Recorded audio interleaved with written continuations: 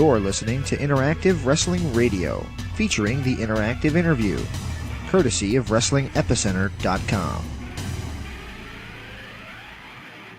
Welcome back to the Wrestling Epicenter here on the Blaze, 1260 AM. Joining us now, we have none other than Chris Kanyon. Chris, it's a pleasure to have you on the show, buddy. It's a pleasure to be on it, man. Thank you for having me. So I got to ask you the first question. Who is better than Kanyon? Well, everybody knows the answer to that. Nobody, right? It always will be nobody. Oh, man, yeah. I've been a big fan of yours for many, many years. Of course, the first time I had an opportunity to see you was in WCW. We interviewed Father James Mitchell, actually, about 2 years ago. And he called it Mortal Kombat crap, the thing that you guys were doing. Would you agree with his assumption of what that character was about? What do you call it, Mortal Kombat crap? Yeah. I think it was a good idea at a good time to do it.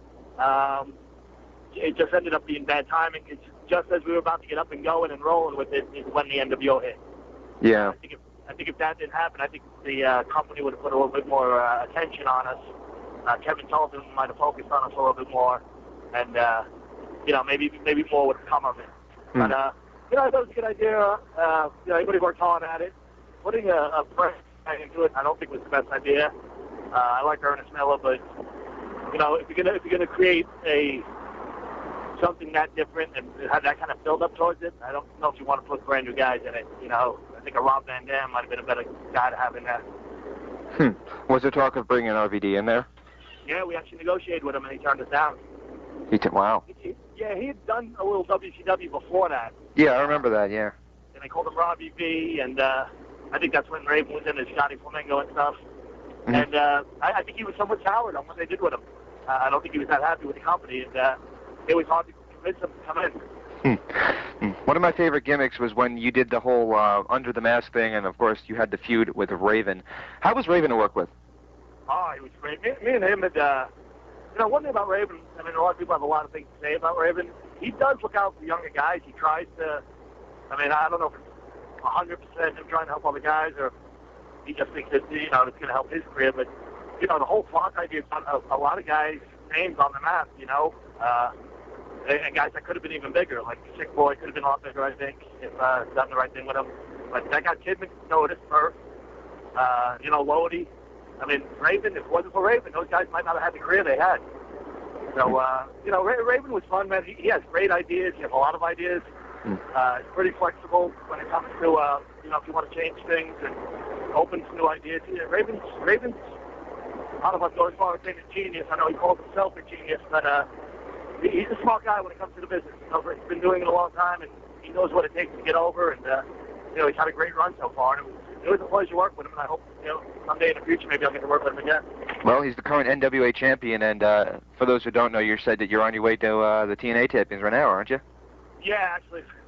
You might hear the wind in the background, and I'm actually in a convertible cutting across Florida from Tampa to Orlando. A few of the guys who recently got released, I think they're going to be there from the WWE, and a few guys I haven't seen in a long time, and I think you might as well head over there. I just had my first 2 matches in over 10 months out in California. Yeah. And definitely trying to get my feet back in the door. And it's not a bad time to go over, talk to some people over at TNA, and get my name out there. Just let everybody know I'm taking bookings again. Excellent. Do me a favor, man. If you see Charlie Haas, tell him the guys from the Interactive Interview say hey. Interactive Radio, huh? Did you guys get along with Charlie? Yeah, we just had him on last week, and he pretty much buried the WWE. And it was a whole lot of fun, yeah. Yeah. All right. Yeah, I'll definitely say something there, but I'm definitely look forward to seeing some old faces. I'm definitely trying to get the name out there and get the word out that I'm taking bookings. So I got a new website up at chriskanyon.net. Chris Kanyon, one word, plus Kanyon with a K.net. There's contact information on there if anybody wants to use me for any shows or internet shows or want to book me on a show. So, I'm definitely looking to take some bookings and get my name back out there. Excellent. Well, back to your wrestling ability, we always have discussions with people on the show about how important it is to sell. And we notice when you take bumps, it looks so sick, the way that you land on your neck, and it looks like you're, compressing your spine. How are you able to do that without actually suffering a severe injury? I guess I'm just real lucky in my flexibility. I don't know if it has, I would imagine it has something to do with, the fact that I'm somewhat tall, I'm legit 6'4". I'm all very flexible in my upper back and my neck. And it saved me a few times. A few bad bumps, a few times I landed higher than I really wanted to. And, I've done a lot of stretches, and when I first started breaking in, I did a lot of work on my neck. But I actually enjoy those bumps probably more than anything. I like belly to back bumps, and then when I was watching some old tapes, over the last 2 months when I've been off, and went back and watched some old matches I had with Benoit, and when he used to give me that dragon, full Nelson suplex. I mean, if you're not flexible, you can't take that move because you pretty much land on your head, and if you're lucky, that's the top part of your neck. But I think that's definitely as my career. When I was first breaking in, a lot of the veterans told me, you'll always have a job if you bump and sell well. And, I told anybody that's been coming up or any young guys that have been trying to break into the business, if I can see their tape, if they bump and they sell, I pretty much tell them, keep up what you're doing. If you make other people look good, people will always want to wrestle you. I actually just popped in a tape of Great American Bash where you took in some sick suplexes from Perry Saturn. So, I mean, Perry was fun to work, man. Perry has some great ideas, too. You can be a little mean to some people at times, but Perry and me clicked pretty well together, man. He was wide open. I probably broke out more new moves in that one match against Perry than probably any other match in my career. And, Perry was fucking sorry. That's all right. It's all right. We're taping it. It's cool. Perry was willing and able to, make that match, something I was, pretty proud of. Even now, years and years later. So, yeah, Perry was a fun guy to work with. Let me ask you this. In 1999, they did what I thought was going to be a hysterical gimmick with you being Raven's only friend, and of course it turns out that he's not, poor, didn't have a poor childhood, he's rich and all this stuff. Why'd they drop that so dead when it was getting over? I don't know. I'm now that you mention it, I'm trying to think back of why they dropped it and how it got dropped, and I remember filming the stuff. Right. I remember that day that we went over to the his mansion, and his mom was there and stuff. Yeah. To be honest, I don't even remember how that ended. It didn't end. It just kind of wasn't there on next week, and then I never mentioned it again. Yeah. I was like, what the hell? Yeah, that was. And maybe I don't know if maybe that's when Raven left.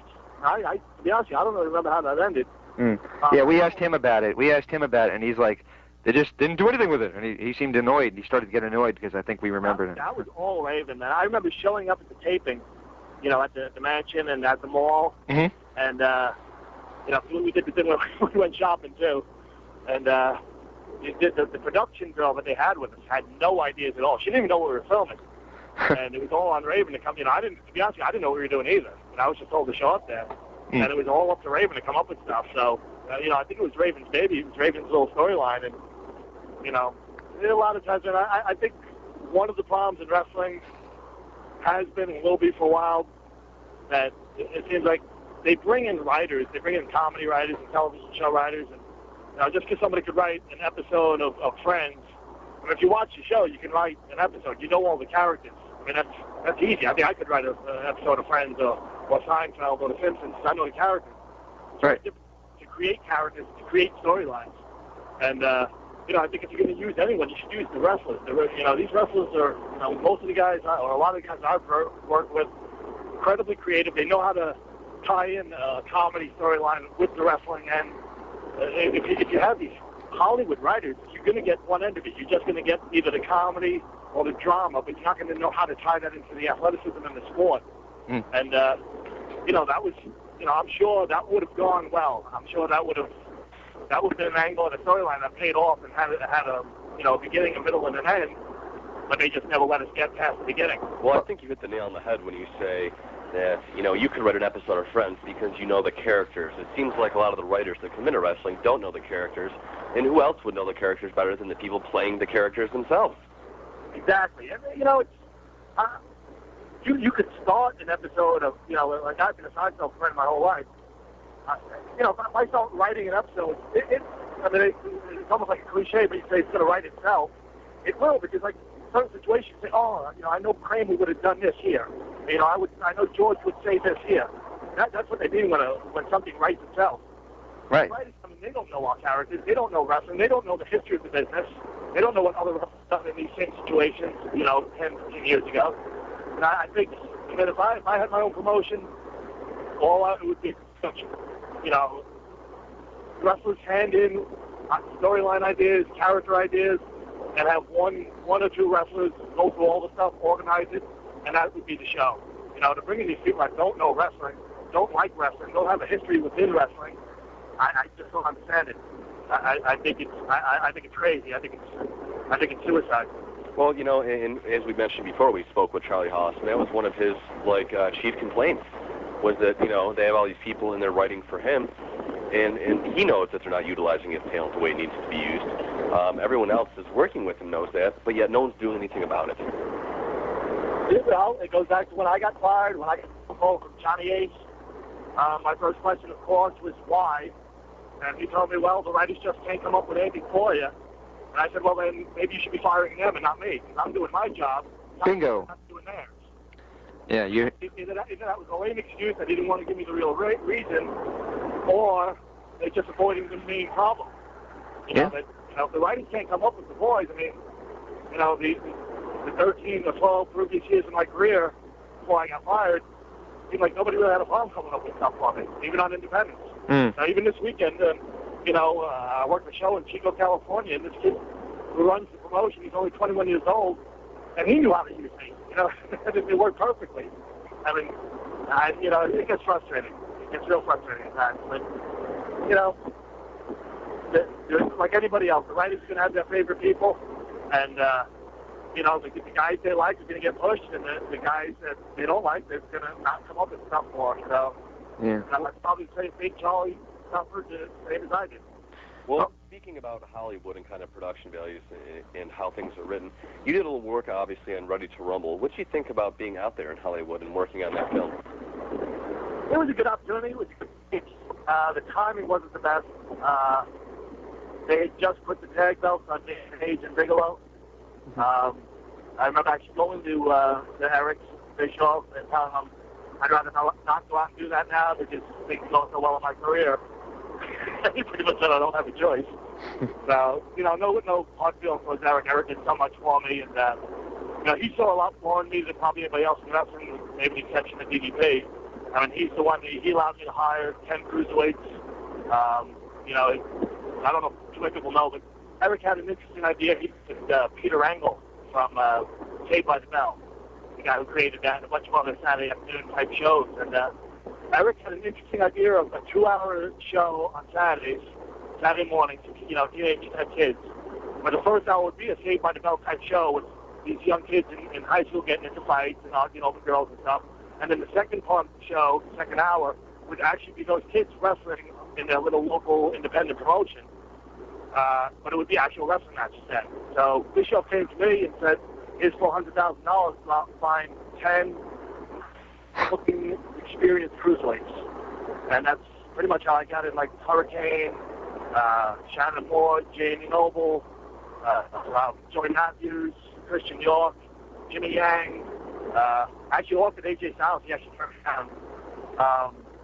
But for Eric to give me power of spending $400,000 and trusting in me to produce, to let me do that, to let me to work on Ready to Rumble, to let me work on Jesse Ventura's ring. He sent me out to do a music video for Biff Naked, and he just let me do shit. He let me work on Harless. I mean, he just gave me a lot more opportunities than anybody else ever has.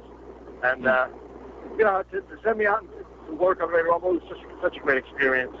Meeting David Arquette and working with him, and it was unbelievable. The stunt coordinator on that is one of, he did the stunt coordinator who did Ready to Rumble, also did Terminator 2 and True Lies. Yeah. His name's Joel Kramer. He's, one of the biggest stunt coordinators in Hollywood history. To be able to work hand to hand, pretty much every day with that guy. It's something I'll never forget. It helped form a friendship with Hurricane that to this day is very strong. So nothing but pretty much good memories about Ready to Rumble. Yeah, you mentioned stunt work, and I can't go throughout this entire interview without mentioning that sick bump you took off the Slamboree Ready to Rumble cage. Why do you think you don't get, and I don't know if this is going to be a stupid question, but why exactly don't you get, any credit for taking that bump when it was pretty similar to the one that Foley took? Probably a couple of reasons. Number one, I was never pushed or marketed as well as Mick was. Never got the level of fame that Mick got. Mick went first. Mick did his bump first. And to be honest with you, without Mick doing his, I don't know if the idea of doing it would have popped into my head. That's something I'll remember forever, Mick taking that bump. Yeah. Mine was just 100% safer than Mick's. Yeah. Pretty much all of Mick's that he's done through cages, off the top of the cage to the table. And from what I remember, at least two that he did. In that same match, he took the choke slam and went through it, and then he also did a backdrop a match later through it. Those were really risky.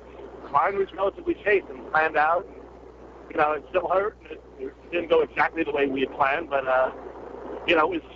The rampway is a lot bigger target than a small table or a lot softer target than the ring was. I have no bitterness. I mean, I wish, and the company didn't follow up with it as much as WWE did. WWE or WWF at the time, they showed it incessantly. And to this day, they'll show it every now and again. Right. The WCW, a month later, Vince Russo had me teaming with Mike Awesome, the same guy who threw me off the cage. Yeah. That's the way to kill that angle. In my opinion, I should have never liked Mike Awesome after that. After he tried to virtually kill me, I think the rest of my career I should have bitterness towards him. I remember Piper and Valentine back in '83. They had their feud, and it was a brutal feud, and it ended with Starcade '83. And a couple of years later, Valentine shows up on Piper's pit, and they're still bitter. They still addressed it in a different promotion years later. Different promotion, exactly. Yeah, and they still addressed it.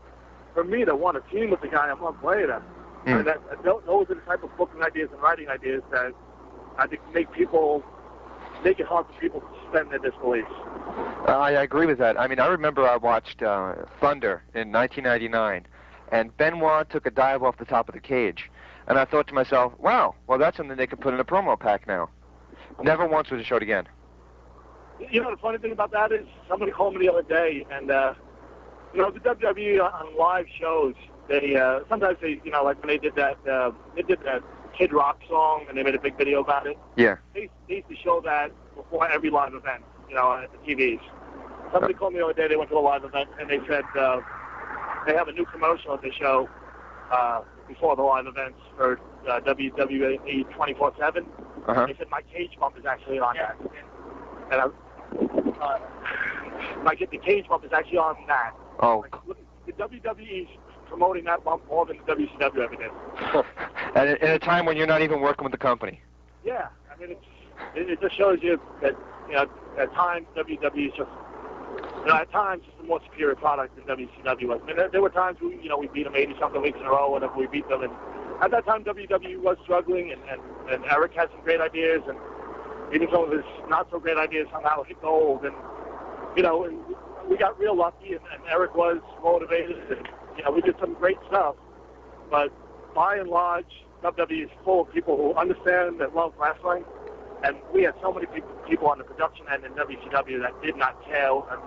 I mean, one rat's ass about wrestling. I mean, at 5 o'clock, WCW headquarters empty. My first week in WWE, we asked if we could get a tour, me and a few of the boys, I think Lance Storm and Billy Kidman, a few other guys. We asked if we could get a tour of the building. While we're taking the tour, it's 9 o'clock at night, Vince McMahon was still in his office working, and he wasn't the only one in the building either. I mean, it was just, people there just take it more serious. I think Vince demands that you make wrestling your life if you want to work for his company. That wasn't the case with WCW, and I think that's probably at least one of the factors why Vince put us out of business. Yeah. Well, we talk about the Positively Canyon gimmick. I personally liked the gimmick, but it was sad that the DDP match was not way until after the whole thing had panned out. Why did it take so long, and do you think it could have been better had that match happened around August or September? Oh, absolutely. The funny thing is, I mean, I don't want people to, get the wrong idea about Vince Russo. I talked to Mick Foley when Vince Russo first came in. There's a lot of hype, and I wondered how much he really had to do with the success of WWE, WWF at the time, before he came to WCW. And I actually asked Mick Foley once, and, Mick Foley would have no reason to lie to me about something like that. And he claims that Vince Russo had a lot to do with you know, WWF's success and, you know, their ability to overtake us once we had the lead. I don't want to take away anything Vince has done, Russo. But I don't, you know, I also don't want people to get credit where it's not due. When I did the Possibly Kanyon gimmick, which I did enjoy, and I thought it was tremendously well written, Vince was actually on sabbatical. They sent him home for a little bit, and it was actually Ed Ferrara and Disco Inferno writing that for me. So if anyone's going to get the credit, it's going to be them. It was tremendously well written, I thought. We got it over within a month or so. We hit it, you know, the Random Canyon contest was responding. I feuded with Booker T, you know, during that time. So it wasn't me just making fun of Paige and trying to go him. You know, she put me in with the top guy to feud with. Things were going real well, and then Vince Russo came back. As soon as he came back, I mean, he came back the night that the whole Hulk Hogan, Jeff Jarrett, Booker T title situation happened down in Florida. That was Vince's return. Yeah. And, you know, that night on that pay-per-view, very few people remember this. You beat Booker T, and Booker T goes on to be champion.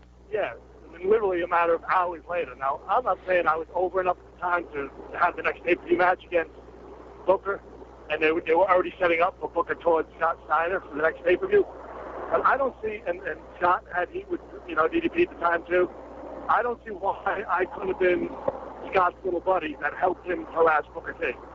You know, let me be the one that goes, you know, that would have been a good way for me, for Scott and Booker to continue that feud, never have to wrestle each other until the pay-per-view by letting me do things. I mean, it's Scott team against Booker and somebody, you know, not giving away that one-on-one match.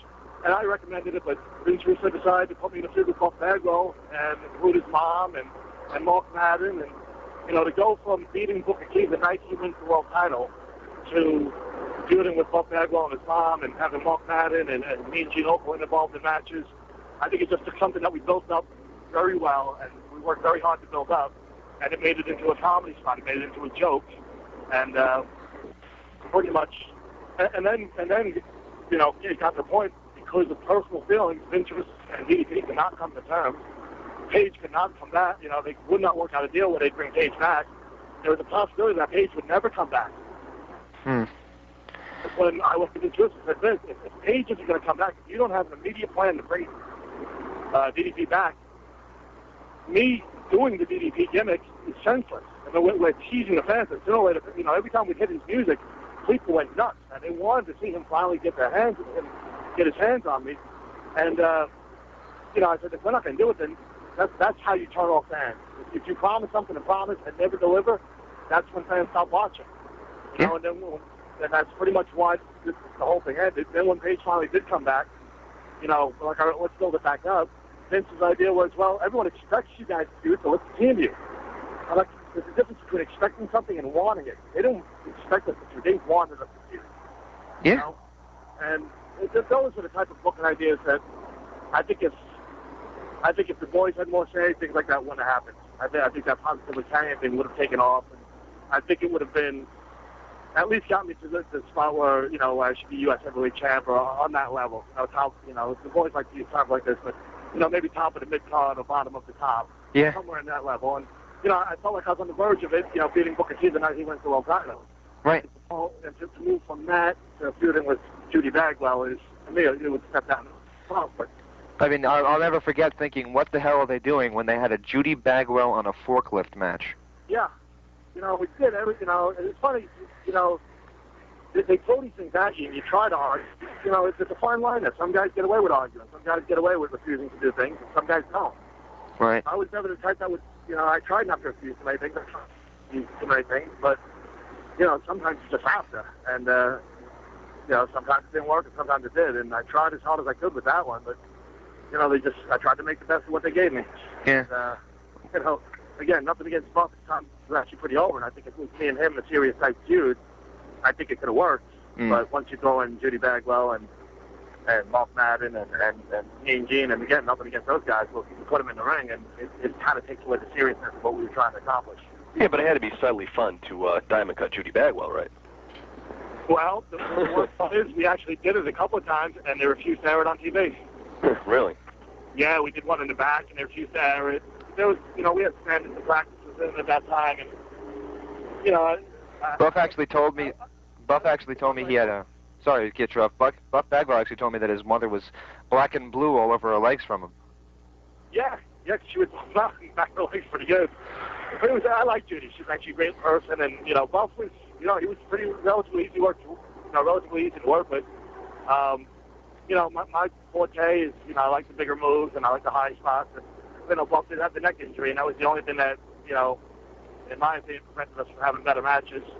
But other than that, man, we got along great. It's still fun to call matches with him and figure out what we're going to do out there. And, we both, I think, Buff had been, a major star up to that point. He knew, he was in the NWO and he's had some great runs and he was real over. I think he also, I think to some extent he might have seen it as a step down to have to work with me and then to throw the comedy and made it even worse. I don't know how much his heart was into that feud. I think we were both, they were talking about going 2 or 3 pay-per-views. I think we were both relatively happy when they made it just one.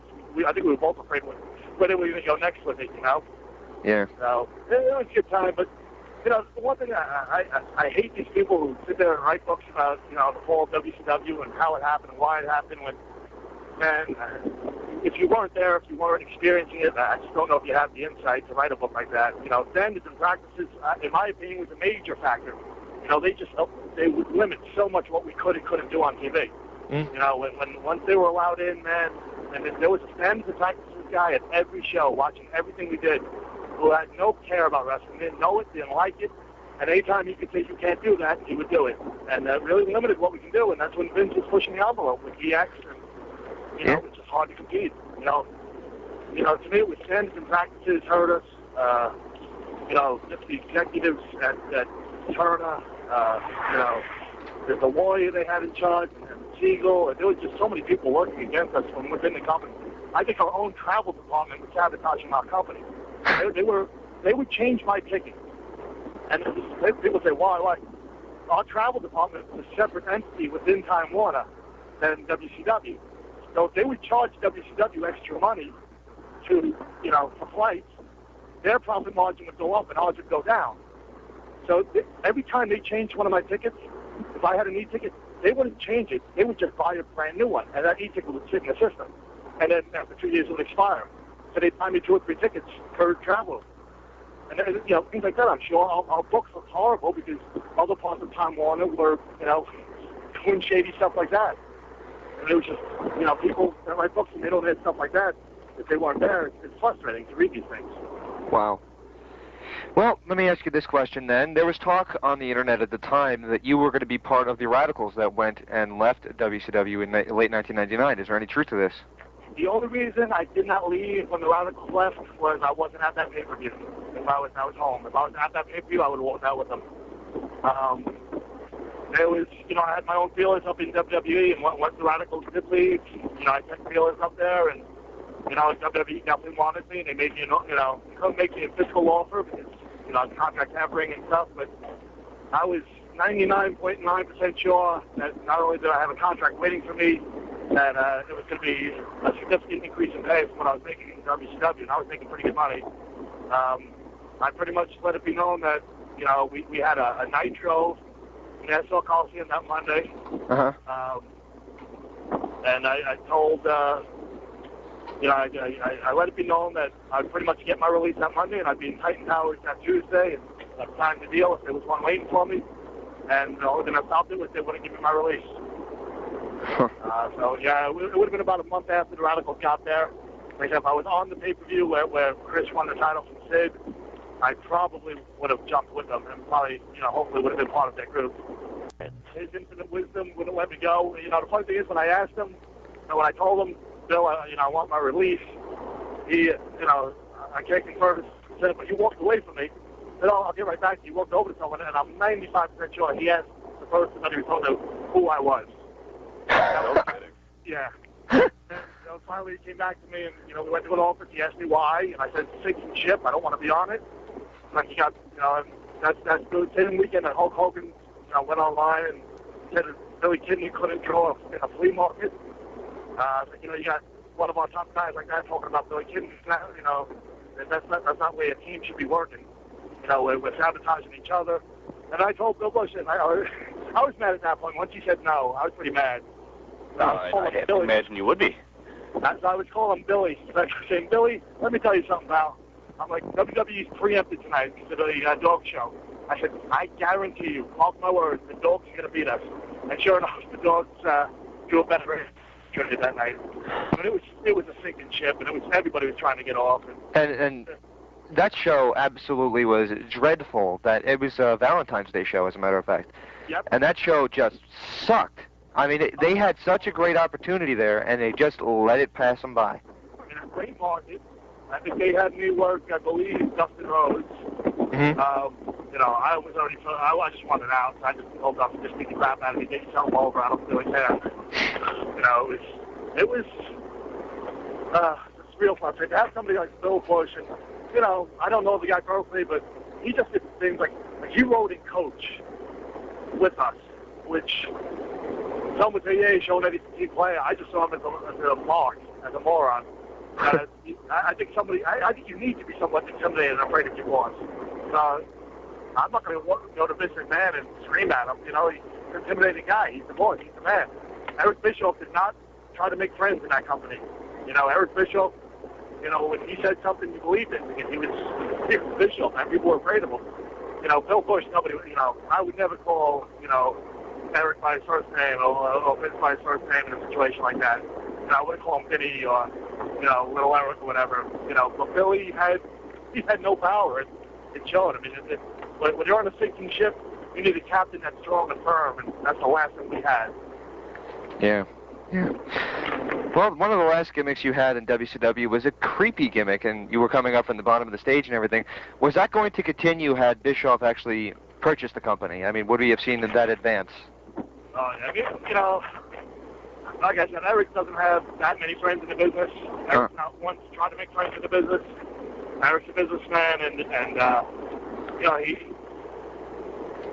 I'd say we got along well. I don't know if I'd go as far as say we were friends, but I felt real confident with him back in power that, I'd be taken care of and I was comfortable to stay there.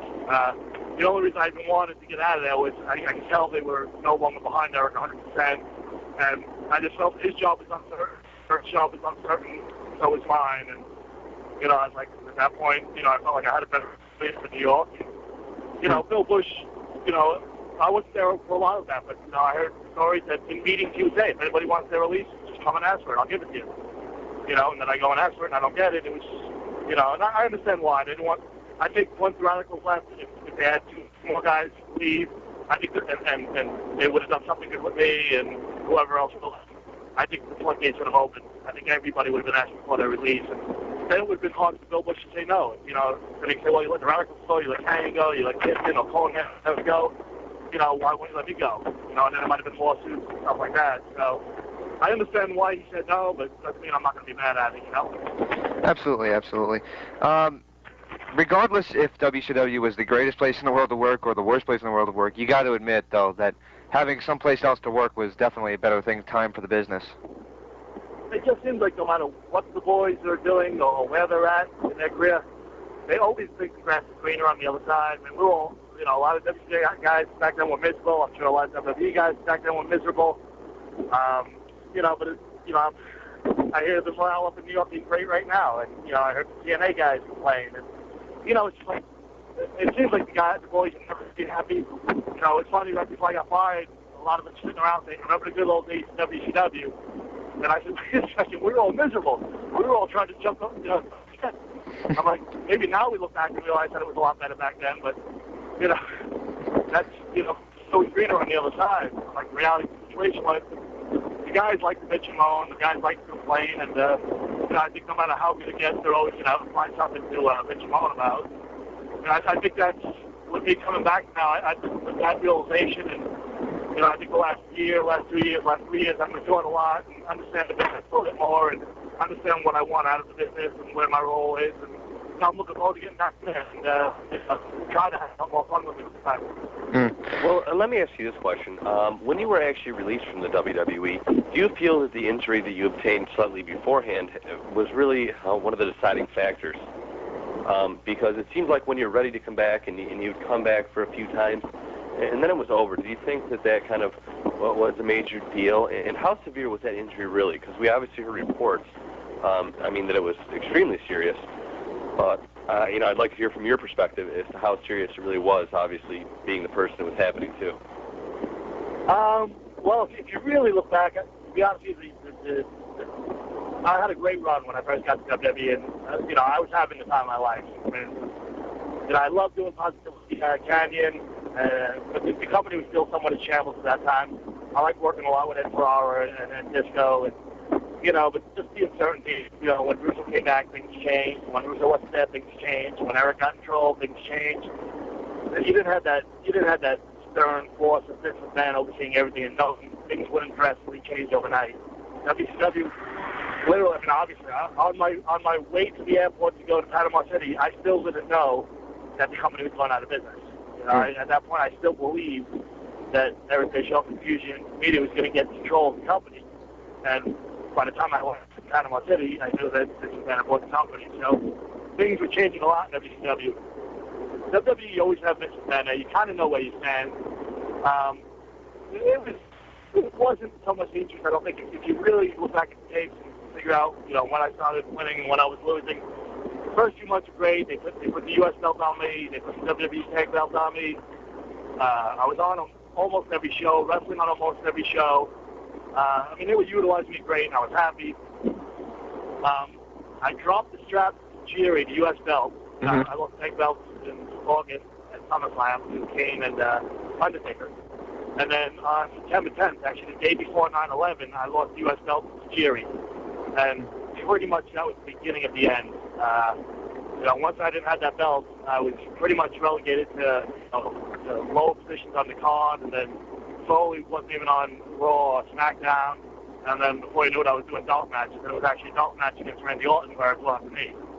So I don't think the injury. I think the handwriting was already on the wall when the injury happened, and I think the injury just maybe made him say, you know what, we already didn't really plan on doing much with him, and now that he's quote unquote injury prone, I think that probably had a lot more to do with. I think it just sped up, or if anything, it might have actually prolonged my career there. To be honest with you, they might have been on their way of phasing me out anyway. Maybe they just kept me around because I was injured. But from that point on, they just never had really much they wanted to do with me, I don't think. And the injury itself, as I said, how severe was that really going through it? The knee injury obviously was serious. It was an ACL tear, complete tear. Doc Andrews has always done a phenomenal job putting it back together. You can barely even see the scar. It took me a little longer to get to recover from that. But I was ready in about 5 months, 5.5, 6 months. Went to OVW, and then the shoulder injury happened. And the shoulder injury is very, very serious. An infection got into the shoulder. I was unconscious for 2 days. My friends rushed me to the hospital. I woke up a day later from that. They rushed me in on a Sunday night, actually, right after a WWE pay-per-view. I woke up Monday night. The doctor told me, we need to operate on you. I didn't even know where I was. I told him I wanted a second opinion. He told me I didn't have time. I'd lose the arm if they didn't do it. So I told him to go ahead and do it. And, I woke up like 2 days later from the surgery, and I had a big gaping wound on the arm, and my lungs started filling up with fluid. I couldn't breathe. They had to rush me to the ICU. My blood oxygen level dropped to 46%. They thought at that point, the doctor definitely thought there was a chance I was going to die. They weren't sure why the lungs filled up with fluid. But anytime the blood oxygen level drops beyond below 90, they get nervous. Mine was all the way down to 46. I was passing out from lack of oxygen. It was stressful, scary. But they gave me some Lasix to pretty much drain all the fluid out of my body, and recovered. I was in the hospital 6 days. I went in at 240 pounds. I came out at 208. I lost 32 pounds in 6 days. It was tough. And trying to come back from that, the knee injury and then the shoulder injury, I'm down to 208 pounds. I don't like the way I'm looking. I don't feel good. I have chills. To really work hard to come back. It was hard to get motivated to do it. Once I decided, I'm going to do it, I really set my mind to it. I worked as hard as I've ever done in my career to get physically back in shape and mentally ready to, being on the road and to get back and for them to do nothing with me. That's frustrating, and, it made me, to be honest with you, when they fired me, it felt more load off my shoulders than maybe an upset. I was on the verge of quitting anyway. I'd actually told Kidman a couple of weeks earlier that I wanted to quit. But then I started second guessing myself. You know, it's hard to give up the money. It's hard to give up a career that you love. But mentally, I wasn't in the game anymore. I just was mentally done. And I knew I needed time off. You know, we left on good terms. They told me, you know, go off and do what you want to do, try things outside of wrestling if you want. But they told me, you know, if there ever comes a time and I really want to come back, give them a call and maybe we can work things out. So, you know, you can never say never. You know, I think we left on relatively good terms. Had a great time up there, the first few months especially. They took care of me when I was injured. They did fire me when I was injured. You know, it's just business, and, you know, we didn't hang out on a personal level, but, you know, of course, I have a lot of respect for what he does. I still enjoy the product a lot. I still watch it every week. And, you know, if the right thing falls into place, I'd love to be back in WWE someday. If not, you know, I'm enjoying the time on the independents. You know, I'm on my way to TNA right now, so you can never rule that out. I maintain a real strong friendship with Spanky, and still be doing in Japan. You know, now the Kidman's released. I know Kidman, you know, probably has ideas of maybe going to Japan. So, you know, I still see my future in this business pretty bright. Been doing it 13 years. But within those 13 years, I've had a lot of TV exposure, but I don't think I've been played out. I don't think I've been overused for all my time off. And, you know, I think there's still things I can do that, you know, I can be a fresh character. And, you know, with 13 years experience, but I'm still relatively young at only 35 years old. So I'm pretty optimistic about my future. We actually called you about a month before you got your WWE release, and I think your exact quote to us was, "You can't do anything because you're, quote, a slave to the office." I don't remember saying that, but I wasn't exactly in the right frame of mind back then. And, you know, it's funny. You have these dreams and ideas, and mine goes back to the age of 14 of this is what you want to do. And, you know, it's an obscure artist. Named Joshua Caddison, and he has a line in one of his songs, "Some dreams are better from afar, that's just the way things are." And, you know, the dream of being a wrestler is a great dream, and, you know, I have no regrets about doing it, and I still want to do it, and I still love doing it. But a lot of times the dreams and the reality are two different. And you think everything's going to be great, you're going to be a superstar, and you're not going to have personal problems anymore, you're not going to have family problems, you're not going to have financial trouble, you're not going to, you know, you're not going to worry about your bills anymore. But, you know, even though you make it to what you set your goals and you reach them and you get there and, you know, you're happy doing what you're doing, life goes on, and there's still problems you got to deal with. And within that dream, within that career, there's problems and you know, challenges. You know, I talked with Mikey Bass, Billy Kidman's cousin, does TNA. Yeah. And, you know, I tell him how at times how miserable we would get, you know, how much you bitch and moan and how much you complain. I just don't understand that. If I was being used, you know, in WWE, you know, if I was on the TNA, I just can't understand how you guys can be miserable when you're making that kind of money at the big shows. I'm like, dude, it's just, this business has a way of gating you after a while. You know, my first few years when I wasn't making a dime, I'd work shows for the fabulous Moolah. Put over her top babyface. Not only not get paid, she would then charge me $10 to buy the tape of the show so I could watch how I did. And I was, you know, and I was happy then. You know, I would do it gladly. We go from that to making, you know, 6 figures and bitching and moaning every week. It makes you like wonder how that could happen. And, you know, with that realization now and you know, the experience I've had, I'm looking forward to it almost feels like I'm getting a second career. You know, get myself back in shape and deciding I want to do this again. I think I'm going to enjoy it more this time. I think it's going to just be a lot more fun this time. Yeah. I'm looking forward to it probably as much as I did when I was 18, 19. Well, excellent, dude. We can't appreciate your time any more than we do. We just have a couple more questions for you before we let you off this phone. And this is kind of a weird question, but what did you do in the meantime, since you got your WWE release to now? I was a little crazy here, man. Like I mentioned a few times, I wasn't exactly in the best state of mind that last year, especially after I came back from injury and I wasn't getting used well. And I did something that's very typical of someone that's not in a very strong mental state. I went up and bought a house down in Florida, even though, you know, my job wasn't exactly secure. And I didn't even put my house in Atlanta on the market. So, you know, once I got fired, now I had 2 mortgages to pay and no income. You know, I stressed a lot about that. I ended up having to go up to Atlanta and, you know, do some work on the house and try to sell that.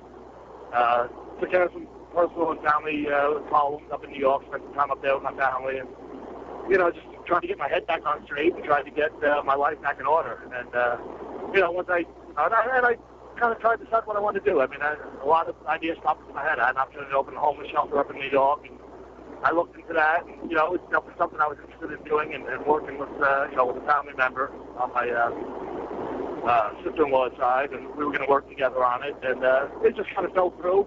And then I said, well, that wasn't meant to be. What's next? And, I just thought about a bunch of different things, and exactly what I wanted to do for a living. And the longer, it's funny, the longer you're away from wrestling, what you wanted.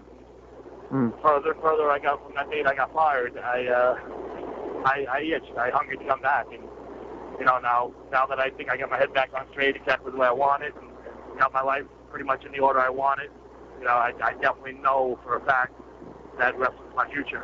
And I just can't wait to see what happens over the next, 3-4 months to a year. I think it's going to be exciting. I think a lot of people will be surprised.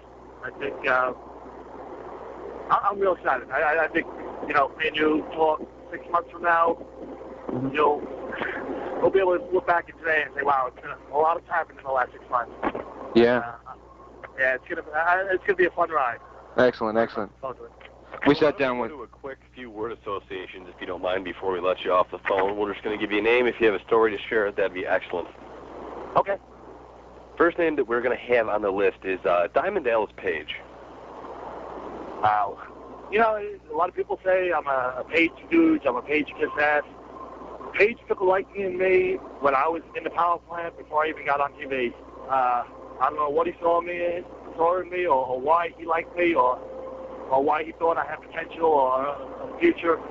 But Page, when I was later, talked to this show for me, get me my first contract. Page did more for me than I ever have or ever could do for him. So that makes me a Page stooge or a Page, ass kiss. That's what I am. But, I'm the type of person, someone helps me, I'll always, do whatever I can for him. And Page done, with the exception of maybe Eric Bischoff, probably more for me than anyone in my entire career. I will say this, we had Diamond Dallas Page on the show in December, and we actually threw your name in as one of the word associations, and his answer to that was he should have made it. That's all he said. Ah, very interesting. I'm glad he didn't say the absolute worst person at returning phone calls. That's me as well. He's literally written me off at times. He literally said he will no longer be my friend because I refuse to return phone calls. Well, I think you should have made it to the upper echelon. It's in a heavyweight champion. Which coming I from... appreciate that. I'll be honest with you, I don't know if I should have. I don't think at the time, I don't think I ever believed I could be there. And if you don't believe in yourself to be there, you shouldn't be there. I'm not saying that's the case now, but I'm saying, in the first 13 years of my career, I think I always saw myself as maybe a top-of-the-middle guy, and that's as high as I got. I think a lot of times you create your own reality in this business, and maybe even in life. And, I created a lot of my own reality there. I pull limitations on myself, and, once you create a limitation, you got to live with it. That's what I did, but hopefully I'm past that now. Next name we have on the list for you is the Hurricane, Shane Helms. Should have made it. I think Hurricanes are unbelievably incredible talent. One of the best minds in the business, too. I mean, he's unbelievably creative. Just great ideas to everybody. I mean, when we were in WCW, and he knew I had a little bit more stroke there than, a lot of the guys. And he just came up with so many brilliant ideas for ring introductions. And not just for him. I mean, he's a generous guy when it comes to that.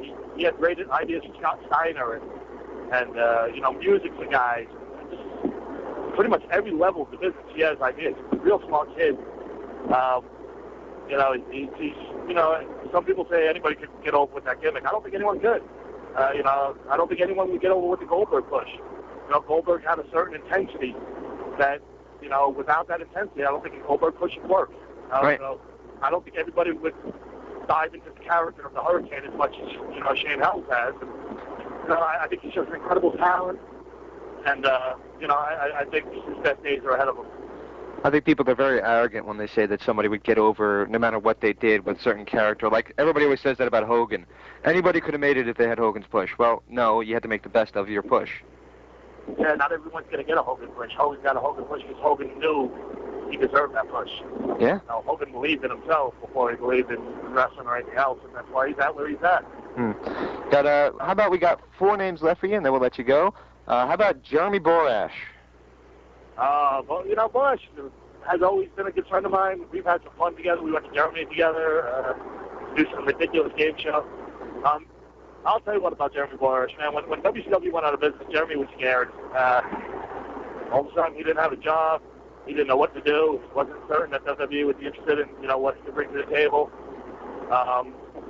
He didn't know what to do. So, you know, I actually opened up my house to him, let him move in, and I watched him just create opportunity for himself. He put together that Australia tour with McMahon.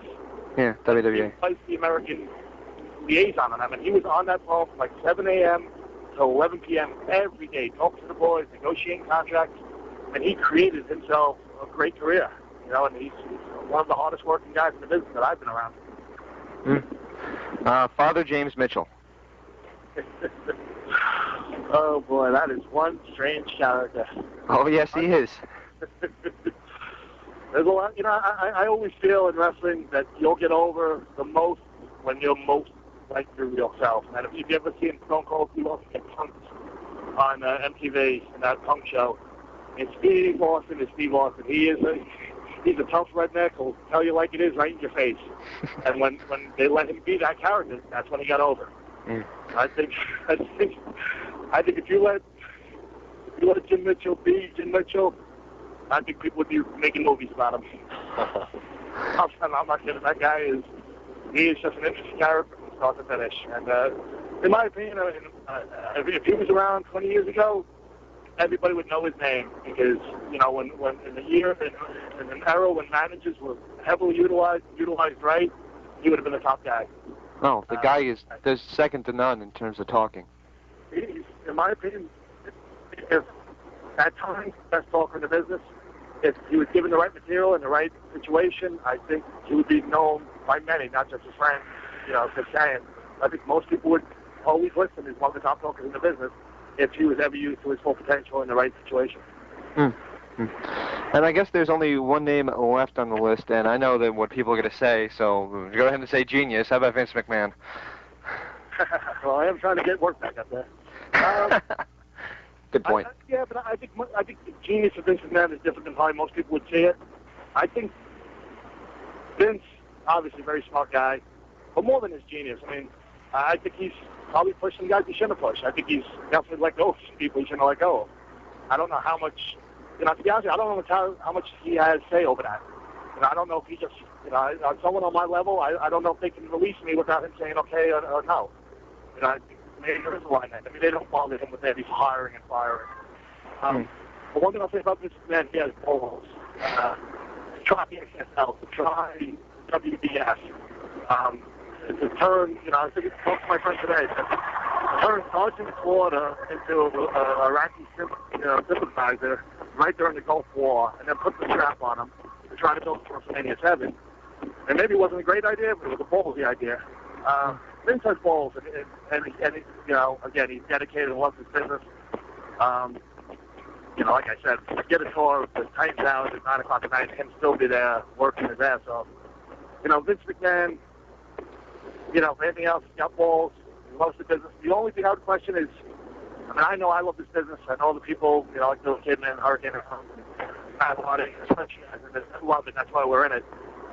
I don't know why someone who loves it as much as Vince, I believe, loves it, why he would push like a Nathan Jones who doesn't give one rat's ass about this business. But there's so many guys out there that love this business. I think if you have total control, you should only be pushing people who love it. Well, there's certain things he's done, too. I mean, look at what he did with the Ultimate Warrior. He gave him endless opportunities when he proved time and time again he didn't like it. He didn't want to be in the business. Yeah. I mean, so, you know, about the Warrior, that's how the guy got over. I mean, Vince, like anybody else, he's human. He has his likes and he has his dislikes. And it's impossible when you run a company to not let that affect your decision-making. You know, obviously, there are times when Vince is, you know, loves big muscle guys, you know. You know, I think that's why Hulk probably got his original push, and you know, Warrior got his. You know, but then Vince is also, I think, also recognizes unbelievable talent in smaller guys like Shawn Michaels and, you know, Bret Hart. You know, he's definitely an interesting guy, and I'll tell you, I've never been more intimidated by a human being in my life than Vince McMahon. He is a tough guy to sit down and talk to. I would imagine so. All right. We really can't thank you enough for your time, brother. I apologize. I have one other word association. This will be the last one. It's kind of a goofy one. How about Club Canyon? Wow, how do you guys know about Club Canyon? I used to listen to WCW Live, actually. I've actually quit drinking July 4th of last year. I'm a year sober. Not that I didn't have a major problem with it, but I've been drinking since I started when I was like 13, so I think 21 years is plenty.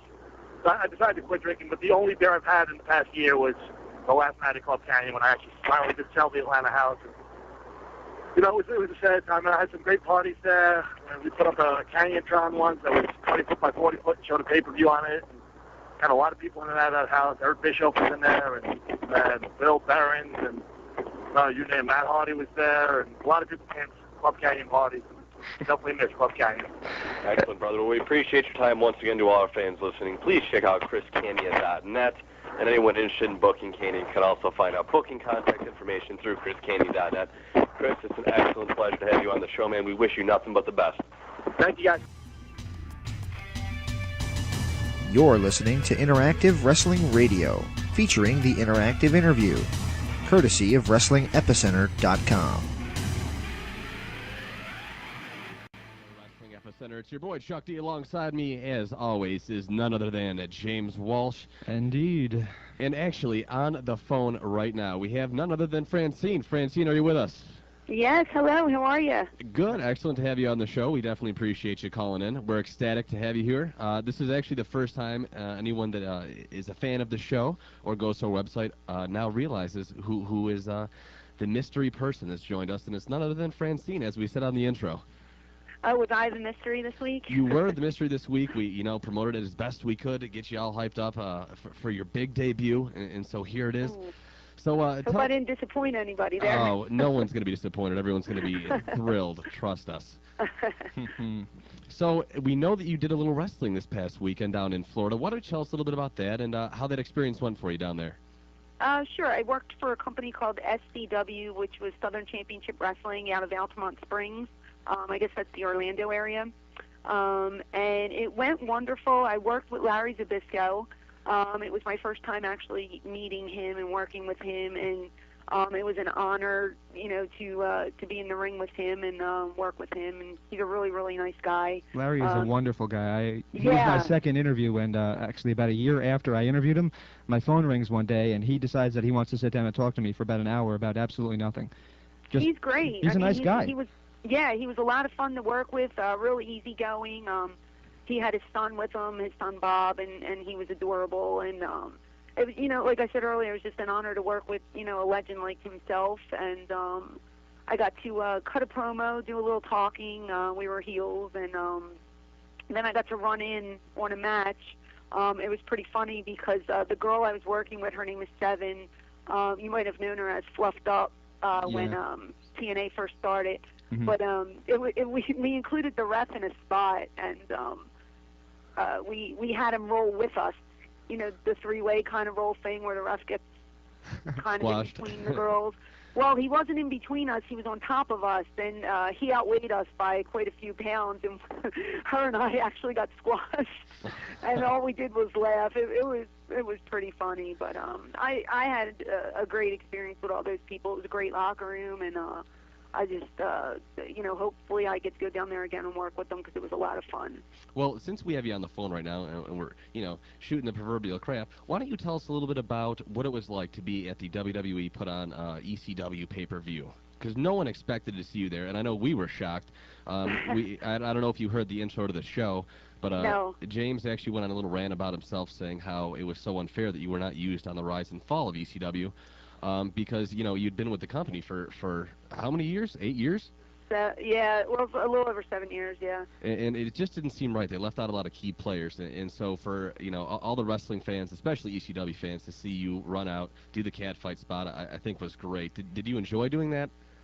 Oh, yeah. I mean, I had to keep my mouth shut for like 6 weeks because I was booked, I think it was about 6 weeks prior. And it was just so hard, not telling anybody that I was going to be there because I was really getting asked a lot, are you going to be at the pay-per-view? And, basically I just lied, which I hate doing, but I mean, they wanted me to be a surprise, and I kept my mouth shut about it, so I'm glad nobody expecting me to be there. And, like I said, it was a good experience. I did what I was told to do, and I had fun doing it. And between that show and Hardcore Homecoming that Friday with Shane, it was just really overwhelming. It took me back to 1996 all over again, and it was probably one of the best weekends I've ever had in the almost 12 years I've been working. So I know we've talked about on the show that it's almost impossible to imagine the ECW pay-per-view that the WWE put on going any better than it went. It was probably the closest thing to a perfect representation that at this point in time we could actually get. And it was done well. I think they had all the key players there that needed to be there. Don't you agree, James? Most of them. They didn't have Raven or everybody, but that's because of TNA contracts, so they just couldn't do anything. I wanted to ask you, though, Francine, you said something about Shane Douglas. How are you guys getting along now that you actually did the Hardcore Homecoming show with him? We're getting along wonderfully. We talk on the phone, and... I did not see that one coming. Yeah, neither did I. When I heard about both shows, I didn't think I was going to be booked on either of them.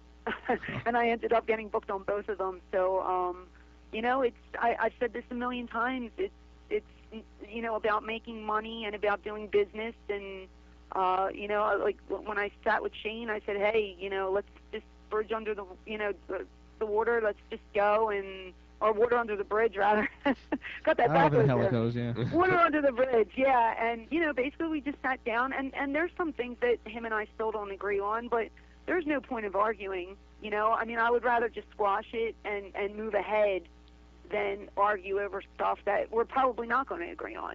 And the bottom line is, if you do get stuck arguing with somebody, eventually you're just going to be labeled as bitter, and nobody wants to be considered bitter in this business. I am so, yeah, I keep saying 2005 is my heat-free year.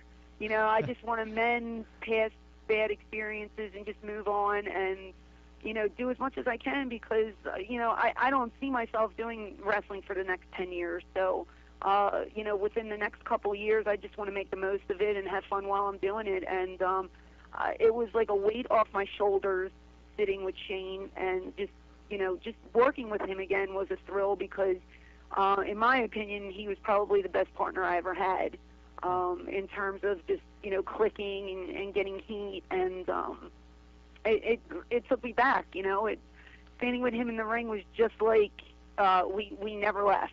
Well, yeah, the stuff you did with Gary Wolf was incredible, you and Shane together. It was just the 3 years I worked with him was great, and we always had tremendous heat, and we knew how to work well and play off of each other, you know what I mean? Mm-hmm. So I'm just glad everything is squashed. There's no heat with Shane, there's just no heat with Tommy, everything's fine. And I just left the door open for future stuff. I said if anybody ever does anything with the word Extreme Championship Wrestling or the letters ECW in it, please give me a call because, that was my life. And, I just was beaming with pride that weekend. It was just really, really a great experience. Backstage at the ECW Hardcore Homecoming show, you were telling people that you were going to get involved in radio, and obviously you're here now, but what exactly was the radio deal that ended up falling through? Oh, I don't even want to discuss it. The guy, it just fell through. Let's just put it that way. All right. Don't want to say, yeah. Hey, I'll tell you what, I completely understand. Any sort of media is always a difficult business to get into and actually have people that know what they're doing and will follow through with that. In my personal experiences, it's something that is relatively hard to find. But we were promised, Missy and I were promised things that never happened. So we'll just leave it at that. Fair enough. But speaking of other media projects, why don't you tell us a little bit about what's going on your personal website as well as the Missy and Francine website for all the fans out there listening? Well, actually, I don't know if you guys know this, but I am a huge, huge Texas Hold'em mark, and I play cards every day. So we just had our first tournament, and it was just, fans only. And we did a tournament last Thursday. And that went over extremely well. I'm just trying to make it as interactive and fan-friendly as I can. And I'm going to find different ways to just spend more time with the fans. I do a chat every Monday night. It usually lasts between 2 and 3 hours. So I said to myself, well, I answer questions on the message board. I do the chat. What else can I do? I said, hey, does anybody here like to play cards? There were a couple of guys that said, yeah, so we put this poker tournament together, and that was a lot of fun. Wasn't there recently a pretty famous female movie star that actually won the World Championship of Poker recently? I think it was either Jennifer or Meg Tilly. One of the sisters won it. Yeah, she totally won it. I mean, it wasn't even close. She totally rocked house. So you need to get into that. You know what? I started playing in November. Scotty got me into it, Raven. And I started playing, in November of last year. So for the 8 months or so I've been playing, I'm pretty good. I'm going to pat myself on the back and say I'm pretty good. See, I went to Vegas like 2 months ago, and I saw the Texas Hold'em poker room, and it was unbelievable. I just kind of sat there with my beer watching these people play, and these guys are no joke. I mean, they're putting down $100,000 bets. I'm like, holy crap, that's unbelievable. I don't do that. I can't do that, but, I mean, in 2 days I won probably like $540. Hey, that's not bad. Yeah, that's not too bad. So, well, it'd be definitely something to see on ESPN someday, sitting there next to Chris Moneymaker.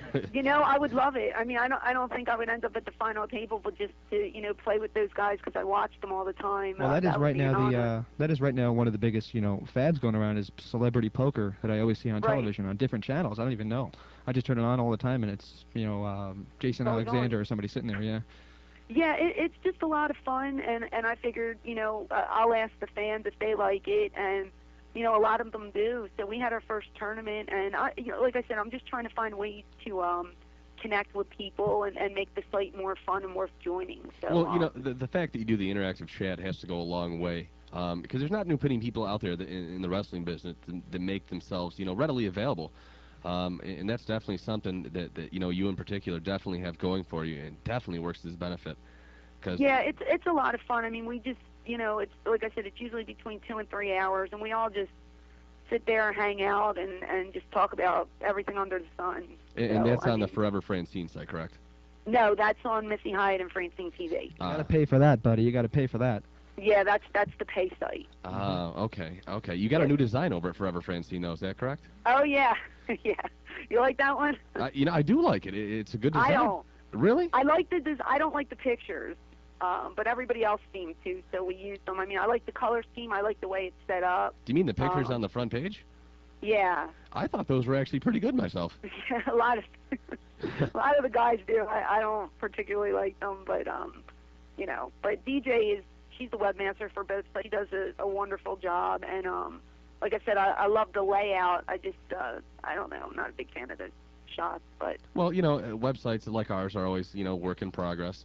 But we're gonna let you go for today, but we want to let everyone know you're gonna be back on next week doing your pre-recorded segment. I don't think we have a name for it yet. You got any names for us, Francine? We can call this little segment. James had a good one, Queen's Court. Queen's Court, Queen's Corner.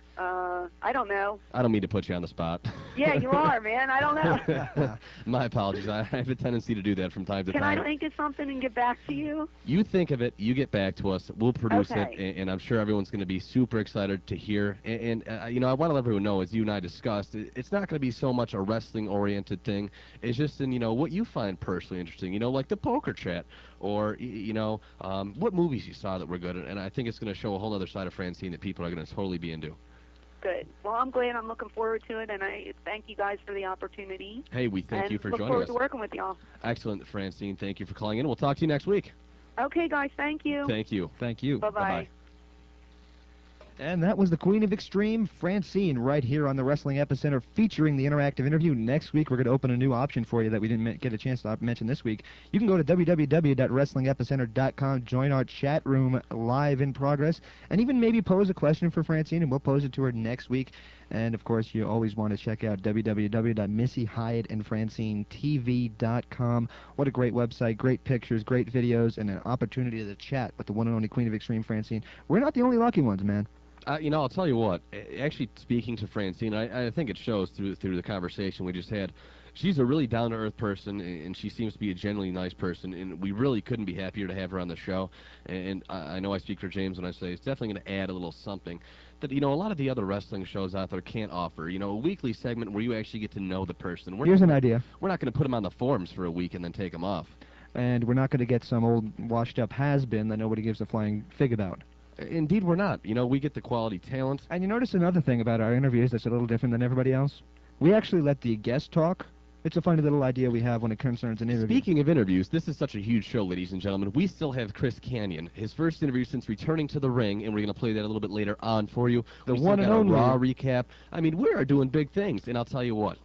Within probably the next week and a half, we're going to be announcing, hopefully, this is not, we're 99% sure, but I can't say definitely, we're going to have another wrestling superstar joining this site that's going to be doing work for us regularly. In the words of the BWO, we are taking over. We are, you know, here's a funny story, because I know we can't go off on too much of a rant because of time constraints. And we got to get to Raw real quick. We have to talk about Raw. But, you know, we actually called our web hosting company today because we're having a little issue with our chat room. As you saw, it was down for a little while today. We apologize for that. We're doing a little updating, trying to keep things current, you know, maybe trying to get some screen names involved, things like that. But, you know, we gave our web address to the guy, and he goes, oh, Wrestling Epicenter. He goes, yeah, you know, you guys do the same kind of thing of a One Wrestling and the Lords of Pain. And I thought to myself, you know what? In the month and a half or 2 months that we've been doing this new site, and you know, the 3 or 4 months we've been doing our show, we've really gotten a positive response, and I think we'd like to take the time definitely to thank everyone who comes to our site, has been patient with us, you know, because things are still happening. There's still stuff that's got to be done to the site, but I'll tell you what, we're definitely trying to make it happen for you guys. And we're definitely trying to do the best we can. And then one of the other things that we're offering you as an opportunity to get on the show. You want to talk to us, you want to be on the air, you want to have your voice heard internationally, as we have fans on our chat room right now from Australia, England, all over the world. Come on in, give us a phone call. You can reach us right now, 480-965-1260. And at this time, ladies and gentlemen, we're going to go to a quick commercial break. We're going to come back. We're going to discuss Raw as well as SmackDown, air you some good old Chris Kanyon, the interactive interview style. Make sure you keep it locked right here. Who's better than Kanyon? Right here on the Wrestling Epicenter, only on the Blaze, 1260 AM. Okay, a little to the left, a little too much, a little to the right, too far. No, okay, back to the left. Wait, come on, just get in there. And welcome back to Wrestling Epicenter, featuring the interactive interview. We are getting ready to join in on the Raw discussion. If you want to join in, once again, you can reach us at 480-965-1260, as well as join us on the chat room. The chat room is hopping tonight at www.wrestlingepicenter.com. All right, we're going to get right into Raw here, as we said, the July 18th edition, which you can find the results in our top stories at WrestlingEpicenter.com. The music of the general manager, Eric Bischoff, hits. It's a great way to start the show. I think we're actually becoming somewhat of Eric Bischoff marks. He put over Arizona, baby. He sure did, man. And I'll tell you what, he came out. Chavo's right. It is a little too close to the border for my liking. You know, he came out. He said that he wasn't going to let what John Cena did to him the previous week stand. I liked this segment because A, it acknowledged what happened in the past, as well as, you know, made it interesting for the future of the show. And this led to our first match, which was an Intercontinental Championship match. The referee was none other than Chad Patton. Interesting news about referees. Were you aware of the fact that Earl Hebner got released? Yes, I was. Earl Hebner is selling merchandise from the back of his van. Good job, Earl. I'll tell you what, man, it's unbelievable. Who are we going to chant "You Screwed Brett" at? How about Shawn Michaels? Well, I mean, he's not going to be around forever. Earl Hebner's like the immortal referee. You know what I'm saying? Dude's been there for like 80 years. And he looks every bit his age. He sure does. But back to the match, we had Shelton Benjamin versus the champion, Carlito Caribbean Cool. You know, it was a good match, but I'll tell you what, I'm noticing something about Shelton Benjamin here. He's getting too big at this point in his career as far as physical stature to be able to continue to do those high-flying moves. I think we saw him in total last night almost botch 4 spots. He missed 3 spots in one match, and then he slipped on the steps at the end of the show. This is getting to be a pattern with him. We saw at the live Raw he attended on June 20th when Carlito defeated him for the Continental title, that he completely missed a plancha when his feet caught the ropes, and he basically almost killed himself. He's becoming a hazard. I've never been a Shelton fan. The guy's not really that over. I think he's definitely a talented athlete. However, right now he might have to adjust his working style, much like the Scott Steiner did, because he's getting too big to do the lightweight moves. Well, you know, people might not look at him and necessarily think he's huge right off the bat, but I'll tell you what, watching him walk to the ring, man, that dude's got pecs that are bouncing around. He's a thick son of a gun. I mean, there's no doubt in it. I would definitely not say anything bad about him if he were right here. I don't know that I would either. I mean, completely. Shelton, your match was great, buddy. Don't worry about it. Keep doing the high flats. Yeah, get him next time, brother. Yay! Which, this obviously led to Carlito running away. It was supposed to be a no disqualification. Low blow. Or no. Yeah, it was a no disqualification, right? Or no countouts was how the match was. No countouts. If Carlito... Well, there was countouts allowed. But if Carlito would have gotten counted out of the match, Carlito would have lost the Intercontinental Championship, and obviously that's not a very good thing to have happen. So he stayed in the ring, almost got hit with a T-bone suplex, and managed to use it to his advantage by using a low blow. Now, the bottom line is, Carlito is able to reverse a finisher because Shelton has a finisher. Carlito does not yet have a finishing hold, and for a guy that's been there for almost a year now, I think it's about time he got a finishing maneuver. Why? Now, I gotta disagree with you. Why would someone in wrestling need a finishing move, James Walsh? No, I don't know. I don't know. Yay! This led to our next match, which was the Kurt Angle Invitational Challenge. If you want to call this a match, I don't really consider this a match. I consider it more of a segment which involved Kurt Angle throwing someone around. And this was, of course, against Matt Stryker. It's the second time we've seen him. You mean Matt Martell? Whatever his name is, wherever he's from. I don't really care. I'll tell you what. He's from New Jersey and Philadelphia, evidently. The dude's a chump, man. He wears an apple on his ass. I'll tell you what, that's enough for me. Obviously, Kurt Angle picks up Well, I hope he never wrestles Carlito. Whatever, dude. Obviously, Kurt Angle took this one well underneath the 3 minutes. But I'll tell you what, I called James when I saw this spot, and it looked like Angle legitimately roughed up Matt Stryker. He went for the Angle slam, and I don't know if you guys caught this or not, but Stryker basically almost fell through the ropes. And Kurt Angle had to, use every ounce of his strength to physically pick up this relatively large man, throw an Angle slam, and carry this match to the finish. Indeed, he did. It was actually a pretty interesting match. I think they actually did have a little drama with it by having Stryker getting him in the rear naked choke for quite some time. But I'll tell you what, this is not the best way to utilize Kurt Angle. I think even you can agree with this. Well, it kind of is. I mean, right now he's not going to be in a world title scene because, quite frankly, there's only spot for a world title contender with one wrestler, and for whatever reason, it's Chris Jericho at the moment. It shouldn't be, but it is. So what are they going to do right now with the guy that should be upper echelon? They're going to use him to build a new star, and I'm going to go ahead and take a guess that Matt Stryker is sticking around until SummerSlam or more, and eventually he'll keep contending for that Angle challenge, and then he will beat him. He will not beat Angle, I take it back, but he will last the 3 minutes and thus get the gold medals. Which leads us to our next segment, another segment here on Raw. I'll tell you what, this segment, this show, was chock full of segments. The Diva Search, blah, blah, blah. Do we really care? Diva Search was horrible. I'm not talking bad. I'm talking horrible. I hated it last year, but at least last year when they did a trash-talking segment, they at least called each other by vulgar names. This year it was like, I don't know, they're beautiful, but I don't think they belong. Don't give me that. Screw you. This sucks. I thought they were supposed to be dirty hot this year. Instead, they're the same stupid, dumb bimbos that we got last year. And there's a diamond in the rough last year with Christy Hemme, who stood out from the beginning to me. I said she was going to be the one to win.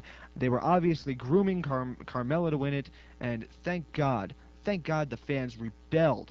Just rebelled against the idea of Carmella winning, because now we actually get somebody with a little personality in Christy Hemme. Would you not agree, Mr. Hellstein?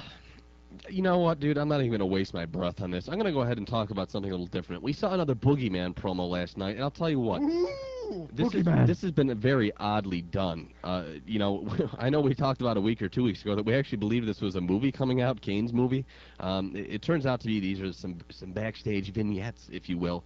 And apparently, from what we're being told from our sources, it's going to be that crazy 40-year-old man that was on last edition of Tough Enough. That was eliminated before the contest started, yet somehow got a contract. Yeah, and he lied to WWE officials, which was ridiculous. And I'm going to go ahead and say it right now, and I don't think anyone's going to be able to disagree with me. This character is going to fail, and it's going to fail miserably. It's a waste of goddamn time. I'll tell you what. We've already seen this character, and you know what it was called? It was called Papa Shango. Exactly. It's like Papa Shango 2005. Now, let's stop, living in the past, and let's start doing some new, innovative things, WWE. That's what Chuck D's asking for. Something new, something innovative. Papa Shango wasn't a huge draw then, and a 2005 version is not going to be a huge draw now. Enough said. This brings us to, I think, probably one of your favorite segments of the evening, James Walsh, the Master Lock Challenge. believe it or not, it actually was one of my favorite segments of the evening because it actually made sense for a change.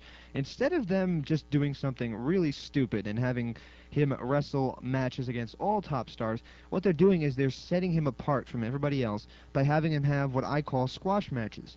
Squash matches are a necessity in this business. I constantly am a proponent of slowing it the hell down because right now they're going too fast and they just don't have the roster to get each other over. And when everybody's on the same level, nobody rises above. And when nobody rises above, there's no marquee names. And when there's no marquee names, nobody pays to see you. Were you excited to see the Big Show come out and be added into this mix? Do you think Big Show's a good match for Chris Masters? Actually, I do. However, I will be rather annoyed if he actually breaks the Master Lock. This Master Lock challenge has been going on for, I think he said 3 months yesterday. It could be 4 months. I don't know. It feels like it's been going on forever. The crowd absolutely hates it for the right reasons. And basically, when somebody breaks it, that crowd is going to pop and pop huge.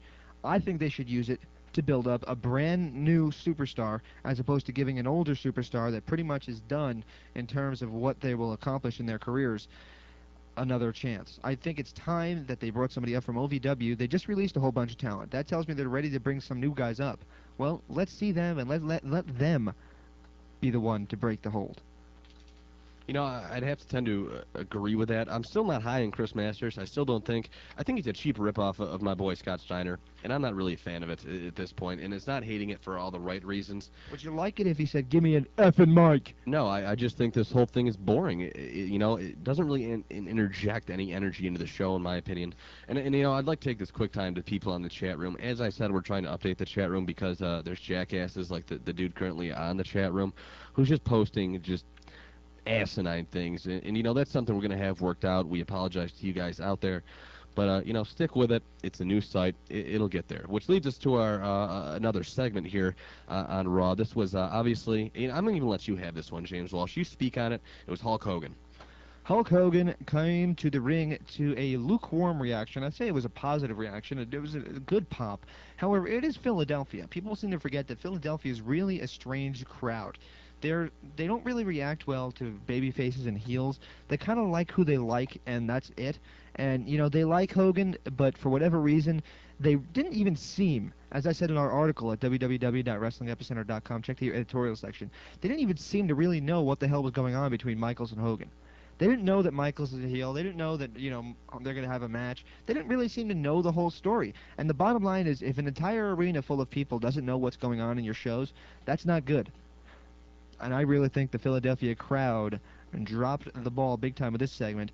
They did pop big for Hogan. However, I think they could have done better. How do you feel the interaction between Shawn Michaels and Hulk Hogan went down? I think Shawn Michaels has been bit by the Triple H bug. Meaning? Let me tell you who I am.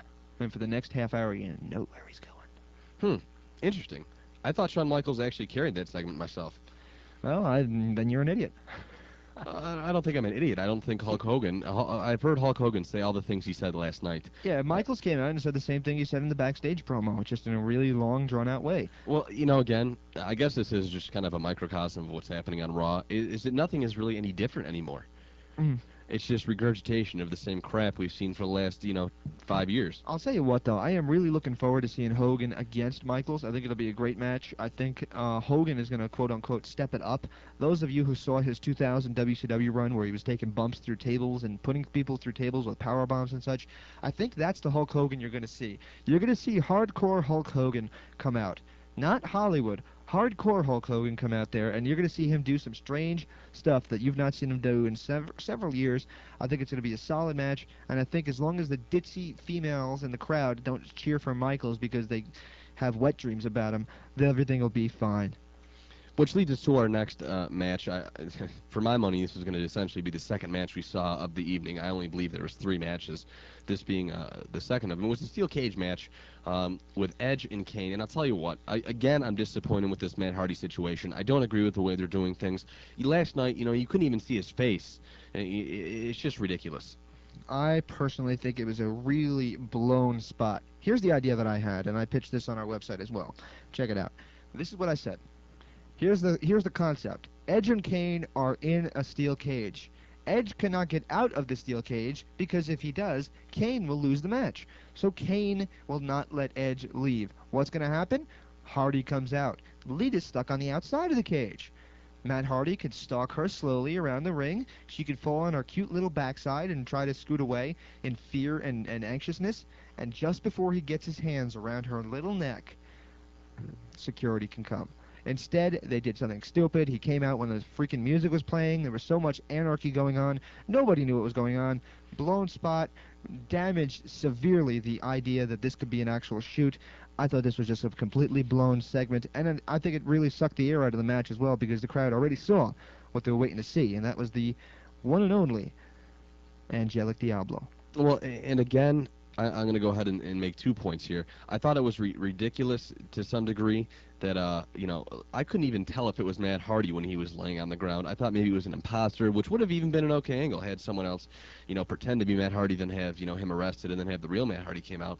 And also the second part about this whole thing that I didn't enjoy was Kane's actions within the match. I mean, yeah, he did a nice blade job, but the dude did the same moves 4 times in a row. I mean, it was ridiculous. It was like watching a broken record wrestle. Well, I would think as you being a rap fan, it would be something you'd enjoy. I don't really see what that has to do with what we're discussing. But it just made Kane look weak. And that gorilla sound was supposed to be it a made scratcher. Edge look weak. It made Matt Hardy look weak. Another segment that essentially made everybody look weak. I think they should just pretend that thing never happened. Which brings us to our next match of the evening.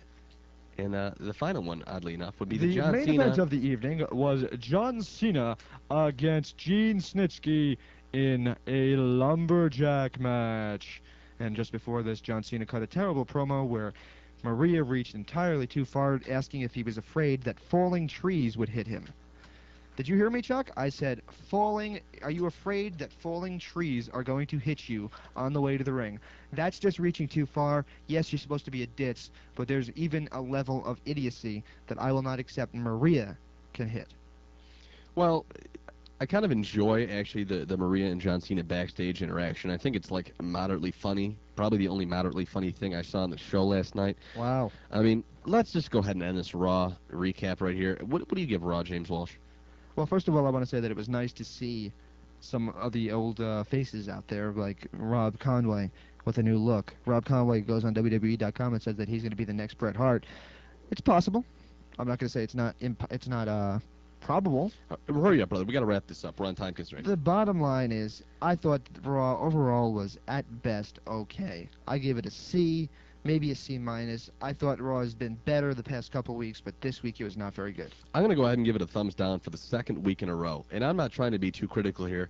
You know, I'm probably the least critical person, you know, one of the least critical people on the net. I like to consider myself just a fan of wrestling to some degree, and I'm just legitimately not being entertained.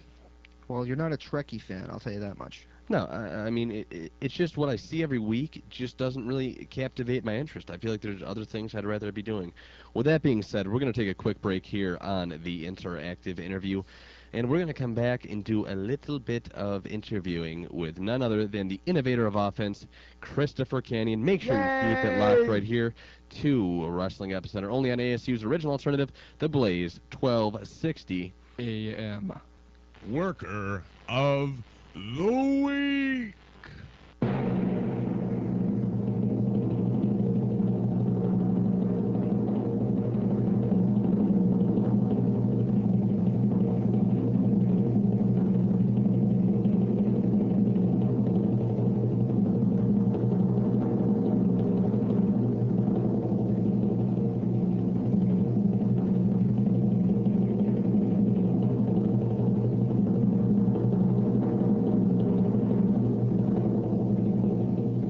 Eddie Guerrero.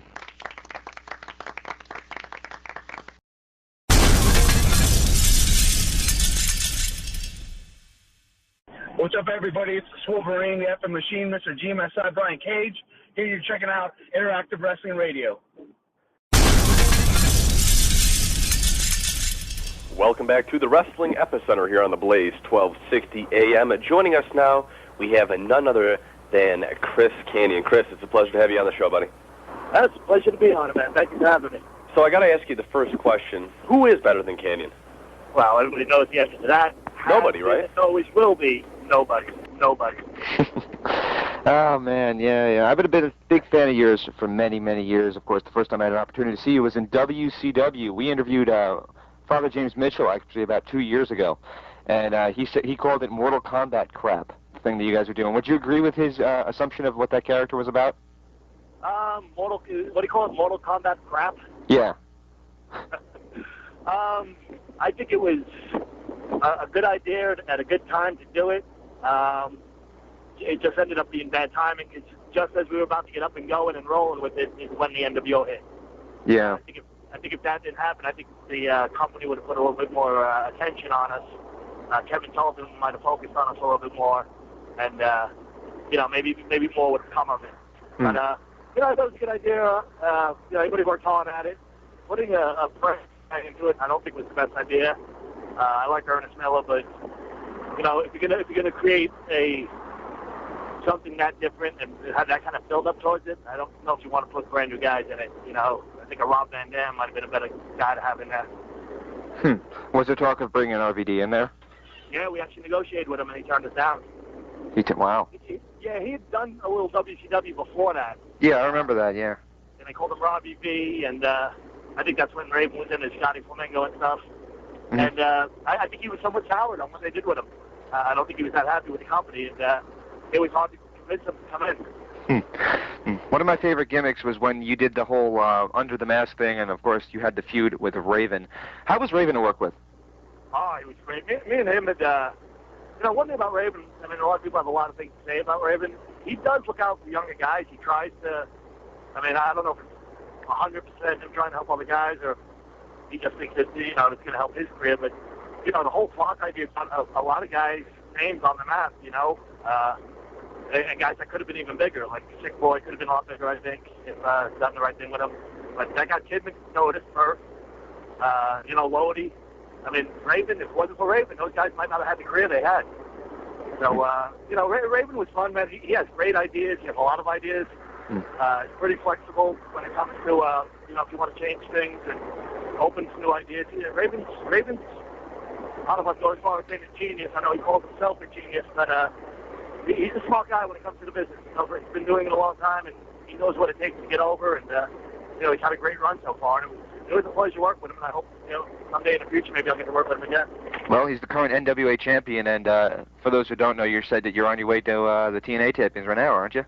Yeah, actually, you might hear the wind in the background, and I'm actually in a convertible cutting across Florida from Tampa to Orlando. A few of the guys who recently got released, I think are going to be there from the WWE, and a few guys I haven't seen in a long time, and I think you might as well head over there. I just had my first 2 matches in over 10 months out in California. Yeah. And definitely trying to get my feet back in the door, and it's not a bad time to go over, talk to some people over at TNA, and get my name out there, just let everybody know I'm taking bookings again. Excellent. Do me a favor, man. If you see Charlie Haas, tell him the guys from the Interactive Interview say hey. Interactive Radio, huh? Did you guys get along with Charlie? Yeah, we just had him on last week, and he pretty much buried the WWE. And it was a whole lot of fun, yeah. Yeah. All right. Yeah, I'll definitely say something there, but, I'm definitely look forward to seeing some old faces. I'm definitely trying to get the name out there and get the word out that I'm taking bookings. So I got a new website up at chriskanyon.net. Uh-huh. Chris Kanyon, one word, or Kanyon with a K.net. There's contact information on there if anybody wants to use me for any shows or internet shows or want to book me on a show. So, I'm definitely looking to take some bookings and get my name back out there. Excellent. Well, back to your wrestling ability, we always have discussions with people on the show about how important it is to sell. And we notice when you take bumps, it looks so sick, the way that you land on your neck, and it looks like you're, compressing your spine. How are you able to do that without actually suffering a severe injury? I guess I'm just real lucky in my flexibility. I don't know if it has, I would imagine it has something to do with, the fact that I'm somewhat tall, I'm legit 6'4". I'm all very flexible in my upper back and my neck. And it saved me a few times. A few bad bumps. He thought I landed higher than I really wanted to. And, you know, I've done a lot of stretches, and when I first started breaking in, I did a lot of work on my neck. But, you know, I actually enjoyed those bumps probably more than anything. I like belly to back bumps, and when I was watching some old tapes, you know, over the last 2 months when I've been off, and went back and watched some old matches I had with Benoit, and when he used to give me that dragon, you know, full Nelson suplex. I mean, if you're not flexible, you can't take that move. You pretty much land on your head, and if you're lucky, even the top part of your neck. But, you know, I think that's definitely as my career. When I was first breaking in, a lot of the veterans told me, you'll always have a job if you can bump and sell well. And, you know, I've told anybody that's been coming up, or any young guys that have been trying to break into the business, you know, if I can see their tape, you know, if they bump and they sell, you know, I pretty much tell them, keep up what you're doing. You know, if you make other people look good, people will always want to wrestle you. I actually just popped in a tape of Great American Bash where you took in some sick suplexes from Perry Saturn. So, I mean... Perry was fun to work, man. Perry has some great ideas, too. You know, he can be a little mean to some people at times, but Perry and me clicked pretty well together, man. You know, he was wide open. You know, I probably broke out more new moves in that one match against Perry than probably any other match in my career, and, you know, Perry was fucking sorry. That's all right. It's all right. We're taping it. It's cool. Perry was willing and able to, you know, make that match, you know, something I was, you know, pretty proud of. Even now, you know, years and years later. So, yeah, Perry was a fun guy to work with. Let me ask you this. In 1999, they did what I thought was going to be a hysterical gimmick with you being Raven's only friend, and of course it turns out that he's not, you know, poor, didn't have a poor childhood, he's rich and all this stuff. Why'd they drop that so dead when it was getting over? You know, I don't know. I'm now that you mention it, I'm trying to think back of why they dropped it and how it got dropped, and I remember filming the stuff. Right. You know, I remember that day that we went over to the his mansion, and you know, his mom was there and stuff. Yeah. To be honest, I don't even remember how that ended. It didn't end. It just kind of wasn't there on next week, and then I never mentioned it again. Yeah. I was like, what the hell? Yeah, that was. And maybe I don't know if maybe that's when Raven left. To be honest with you, I don't really remember how that ended. Yeah, we asked him about it. And he's like, they just didn't do anything with it. And he seemed annoyed. He started to get annoyed because I think we remembered it. That was all Raven, man. I remember showing up at the taping, you know, at the mansion and at the mall. And, you know, we did the thing where we went shopping, too. And the production girl that they had with us had no ideas at all. She didn't even know what we were filming. And it was all on Raven to come. You know, to be honest with you, I didn't know what we were doing either. And I was just told to show up there. And it was all up to Raven to come up with stuff. So, you know, I think it was Raven's baby. It was Raven's little storyline. And, you know, a lot of times, and I think one of the problems in wrestling has been and will be for a while that it seems like they bring in writers. They bring in comedy writers and television show writers. And, you know, just because somebody could write an episode of Friends, I mean, if you watch the show, you can write an episode. You know all the characters. I mean, that's easy. I think I could write an episode of Friends or Seinfeld or The Simpsons. I know the characters. It's right. To create characters, to create storylines. And, you know, I think if you're going to use anyone, you should use the wrestlers. You know, these wrestlers are, you know, most of the guys, or a lot of the guys I've worked with, incredibly creative. They know how to tie in a comedy storyline with the wrestling. And if you have these Hollywood writers, you're going to get one end of it. You're just going to get either the comedy or the drama, but you're not going to know how to tie that into the athleticism and the sport.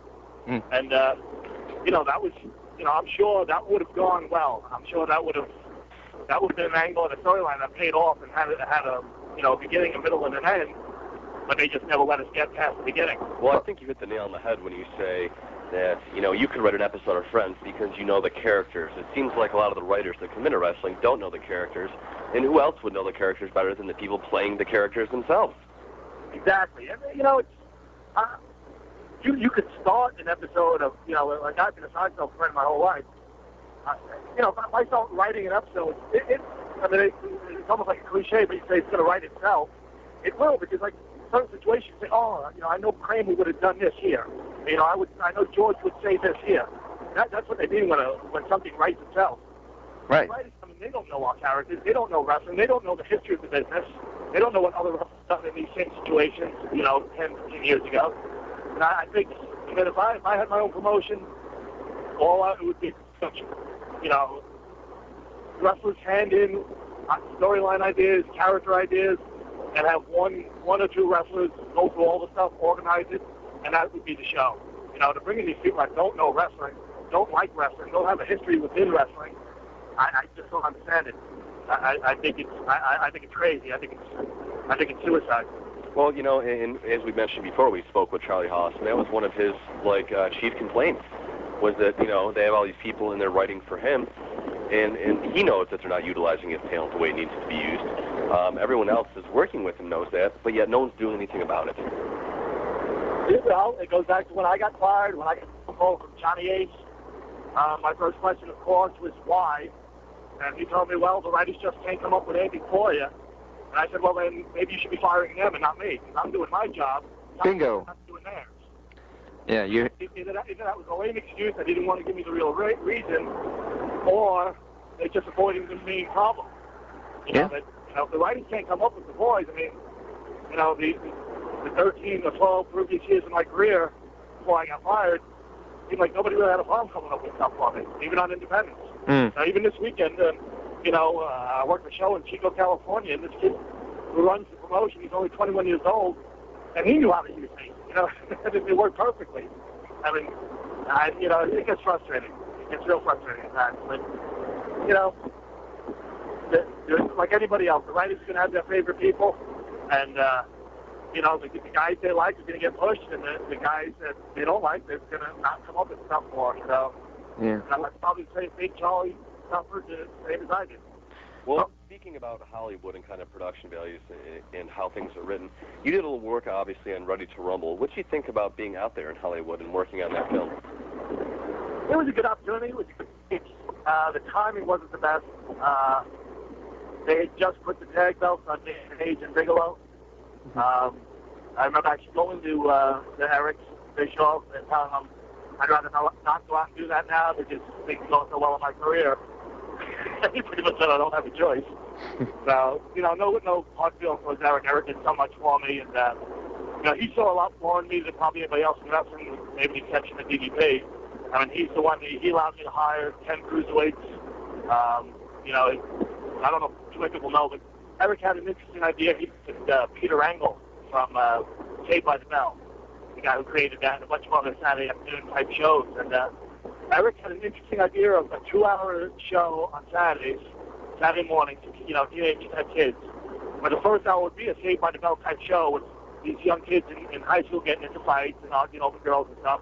And then the second part of the show, the second hour, would actually be those kids wrestling in their little local independent promotion.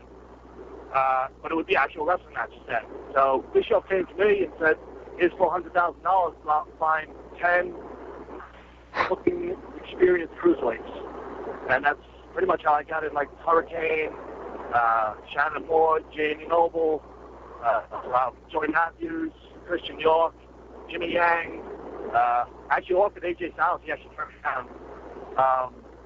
But for Eric to give me power of spending $400,000 and trusting in me to produce, you know, to let me do that, to let me to work on Ready to Rumble, to let me work on Jesse Ventura's story. You know, he sent me out to do a music video for Biff Naked, and you know, he just let me do shit. He let me work on Harless.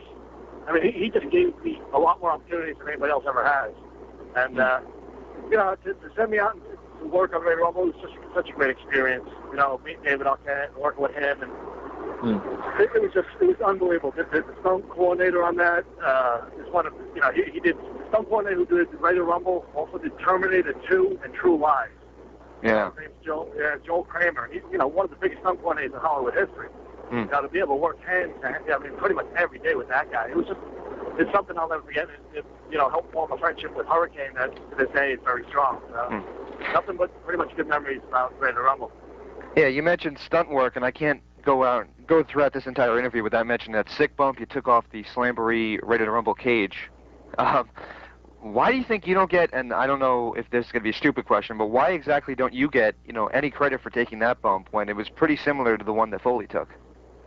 Probably a couple of reasons. Number one, I was never pushed or marketed as well as Mick was.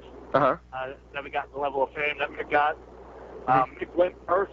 Mick did his bump first. And to be honest with you, without Mick doing his, I don't know if the idea of doing it would have popped into my head. That's something I'll remember forever, Mick making that bump. Yeah. And mine was just 100% safer than Mick's. Yeah. Pretty much all of Mick's that he's done through cages. Off the top of the cage to the table, and from what I remember, at least 2 that he did. In that same match, he took the choke slam and went through it, and then he also did a backdrop a match later through it. Those were really risky. Mine was relatively safe and planned out. It still hurt. It didn't go exactly the way we had planned, but it was. The rampway is a lot bigger target than a small table, or a lot softer target than the ring was. I have no bitterness. I mean, I wish, and the company didn't follow up with it as much as WWE did. WWE or WWF at the time, they showed it incessantly. And to this day, they'll show it every now and again. Right. The WCW, a month later, Vince Russo had me teaming with Mike Awesome, the same guy who threw me off the cage. Yeah. That's the way to kill that angle. In my opinion, I should have never liked Mike Awesome after that. After he tried to virtually kill me, I think the rest of my career I should have bitterness towards him. I remember Piper and Valentine back in '83. They had their feud, and it was a brutal feud, and it ended with Starrcade '83. And a couple of years later, Valentine shows up on Piper's pit, and they're still bitter. They still addressed it in a different promotion years later. Different promotion, exactly. And they still addressed it. For me to want to team with the guy a month later, those are the type of booking ideas and writing ideas that I think make it hard for people to suspend their disbelief. I agree with that. I mean, I remember I watched Thunder in 1999, and Benoit took a dive off the top of the cage.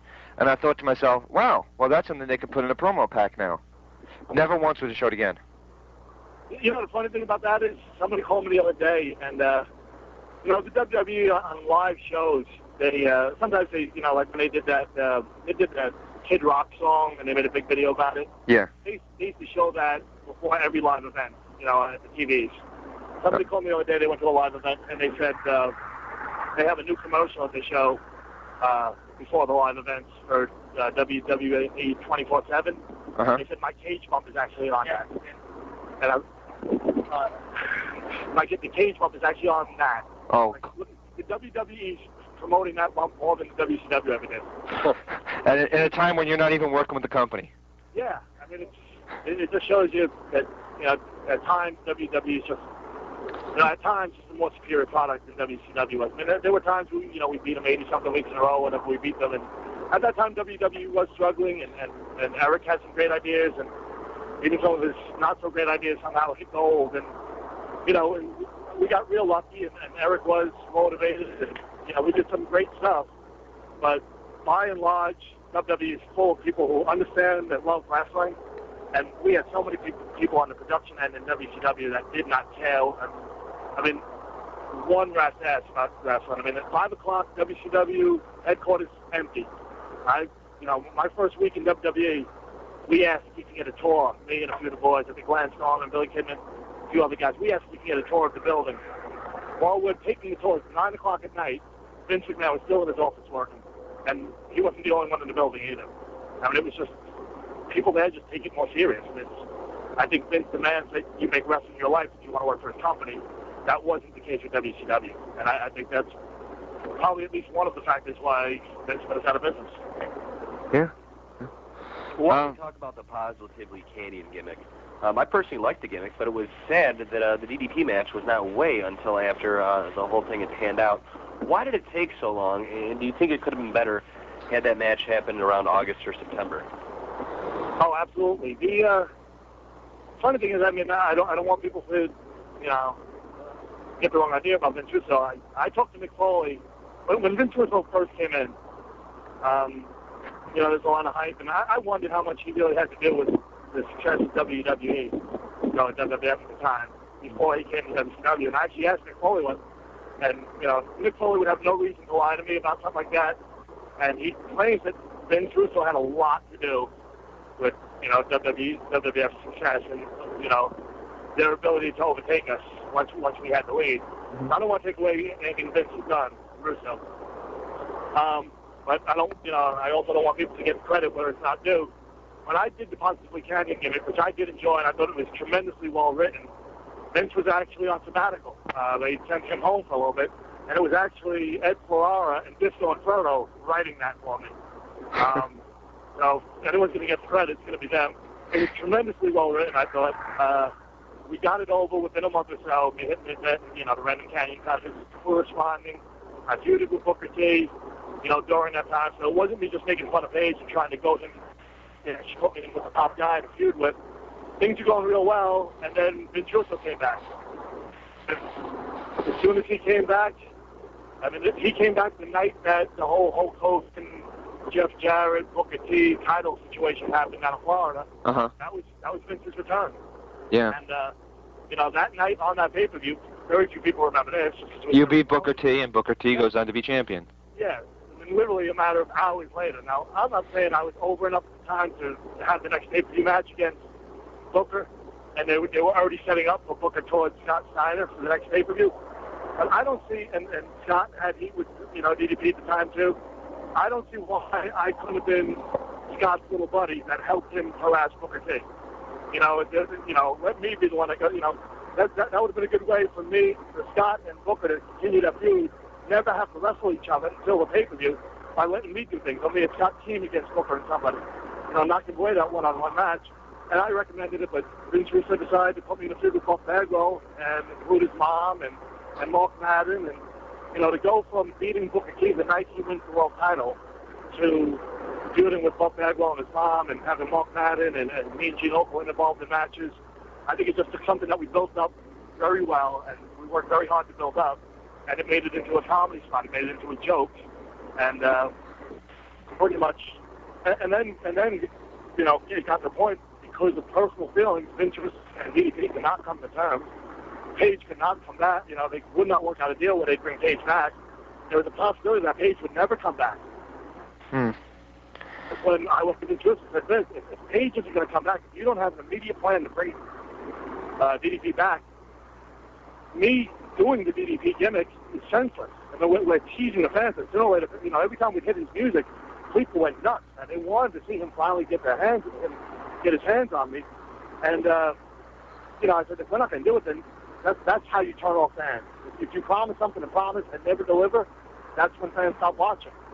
And that's pretty much why the whole thing ended. Then when Paige finally did come back, let's build it back up. Vince's idea was, well, everyone expects you guys to do it, so let's team you. There's a difference between expecting something and wanting it. They didn't expect us to do it. They wanted us to do it. Yeah. And those are the type of booking ideas that I think if the boys had more say, things like that wouldn't have happened. I think that positively Kanyon thing would have taken off. And I think it would have been, at least got me to the spot where, I should be U.S. heavyweight champ or on that level. Top, the boys like to use terms like this, but, maybe top of the mid-card or bottom of the top. Yeah. Somewhere in that level. And, I felt like I was on the verge of it, beating Booker T the night he wins the world title. Right. And to move from that to feuding with Judy Bagwell is, to me, it would step down. But I'll never forget thinking, what the hell are they doing when they had a Judy Bagwell on a forklift match? Yeah. We did everything, and it's funny, they throw these things at you and you try to argue. It's a fine line there. Some guys get away with arguing. Some guys get away with refusing to do things, and some guys don't. Right. I was never the type that would, I tried not to refuse too many things. But, sometimes you just have to. And, sometimes it didn't work and sometimes it did. And I tried as hard as I could with that one, but, I tried to make the best of what they gave me. Yeah. And, again, nothing against Buff. The time was actually pretty over, and I think if it was me and him, a serious type feud, I think it could have worked. But once you throw in Judy Bagwell and Mark Madden and Mean Gene, and again, nothing against those guys, but you put them in the ring, and it kind of takes away the seriousness of what we were trying to accomplish. Yeah, but it had to be slightly fun to diamond cut Judy Bagwell, right? Well, the worst part is we actually did it a couple of times, and they refused to air it on TV. Really? Yeah, we did one in the back, and they refused to air it. There was, we had standards and practices at that time, and, Buff actually told me he had a, sorry to get you off, Buff Bagwell actually told me that his mother was black and blue all over her legs from him. Yeah, she was back her legs pretty good. But I like Judy. She's actually a great person, and, Buff was, he was pretty relatively easy to work with. My forte is, I like the bigger moves and I like the high spots. And, Buff did have the neck injury, and that was the only thing that, in my opinion, prevented us from having better matches.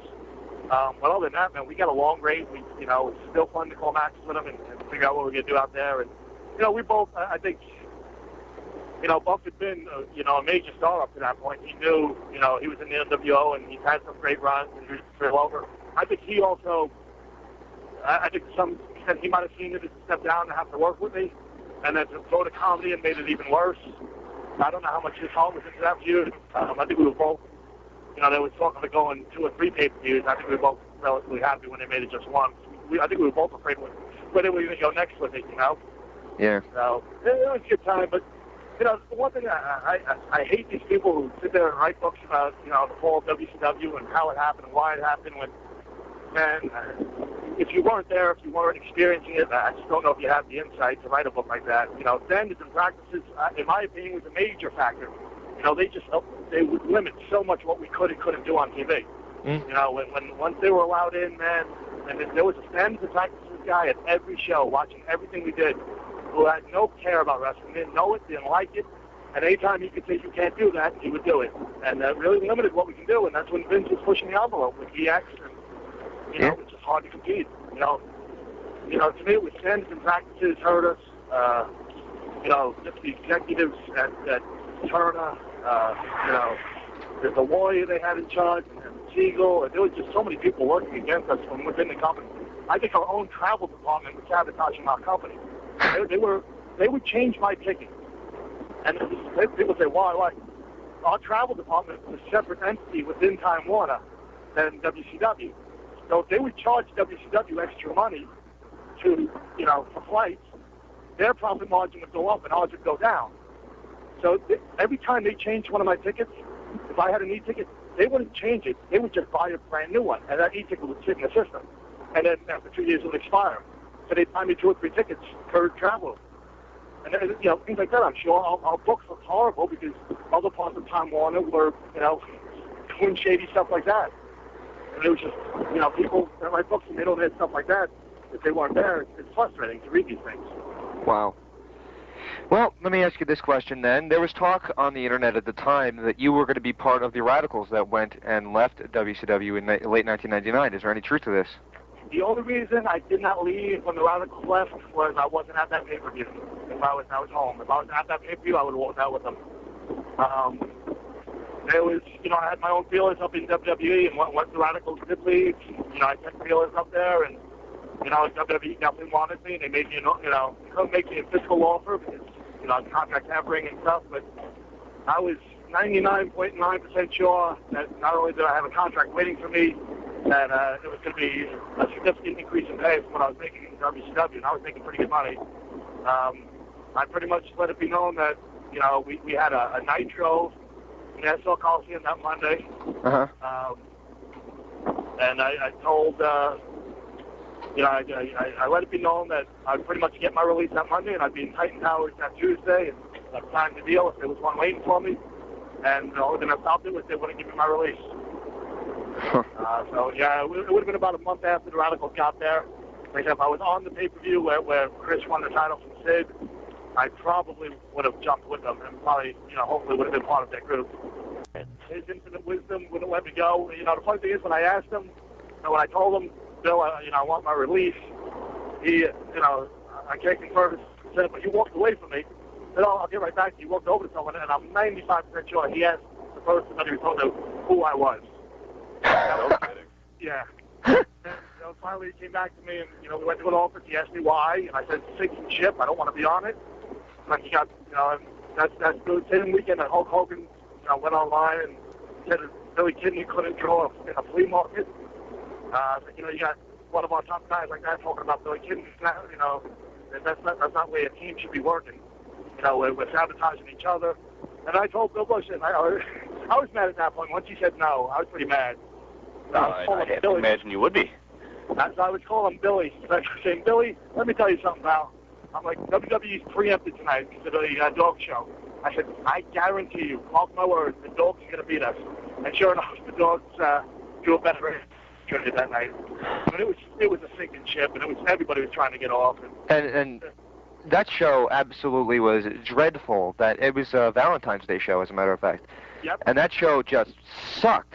I mean, they had such a great opportunity there, and they just let it pass them by. I mean, a great market. I think they had me work, I believe, Dustin Rhodes. You know, I was already, I just wanted out. So I just told Dustin, just beat the crap out of me, get yourself over. I don't really care. You know, it was it's real frustrating to have somebody like Bill Bush, and you know, I don't know the guy personally, but he just did things like he rode and coach with us, which some would say, yeah, he's showing that he's a team player. I just saw him as a mark, as a moron. I think I think you need to be somewhat intimidated and afraid of your boss. I'm not going to go to Vince McMahon and scream at him. You know, he's an intimidating guy. He's the boss. He's the man. Eric Bischoff did not try to make friends in that company. You know, Eric Bischoff, you know, when he said something, you believed it because he was Bischoff, and people were afraid of him. You know, Bill Bush, nobody, you know, I would never call, you know, Eric by his first name or Vince by his first name in a situation like that. You know, I wouldn't call him Vinny or, you know, Little Eric or whatever. You know, but Billy had no power. It showed. I mean, when you're on a sinking ship, you need a captain that's strong and firm, and that's the last thing we had. Yeah. Yeah. Well, one of the last gimmicks you had in WCW was a creepy gimmick, and you were coming up from the bottom of the stage and everything. Was that going to continue had Bischoff actually purchased the company? I mean, would we have seen that advance? I mean, you know, like I said, Eric doesn't have that many friends in the business. Eric's not one to try to make friends in the business. Eric's a businessman, and you know, I'd say we got along well. I don't know if I'd go as far as say we were friends, but I felt real confident with him back in power that, you know, I'd be taken care of and I was comfortable to stay there. The only reason I even wanted to get out of there was I could tell they were no longer behind Eric 100%, and I just felt his job was uncertain, Eric's job was uncertain, so was mine, and, you know, I was like, at that point, you know, I felt like I had a better place for New York. You know, Bill Bush, you know, I wasn't there for a lot of that, but, you know, I heard stories that in meetings he would say, if anybody wants their release, just come and ask for it, I'll give it to you. You know, and then I go and ask for it and I don't get it. It was, you know, and I understand why. They didn't want, I think once the Radicals left, if they had two more guys leave, I think that, and they would have done something good with me and whoever else will. I think the floodgates would have opened. I think everybody would have been asking for their release. And then it would have been hard for Bill Bush to say no. You know, and they say, well, you let the Radicals go, you let Kanyon go, you let Kanyon or Cohen never go. You know, why wouldn't you let me go? You know, and then there might have been lawsuits and stuff like that. So I understand why he said no, but doesn't mean I'm not going to be mad at it, you know? Absolutely, absolutely. Regardless if WCW was the greatest place in the world to work or the worst place in the world to work, you got to admit, though, that having someplace else to work was definitely a better time for the business. It just seems like no matter what the boys are doing or where they're at in their career, they always think the grass is greener on the other side. I mean, we're all, you know, a lot of WCW guys back then were miserable. I'm sure a lot of WWE guys back then were miserable.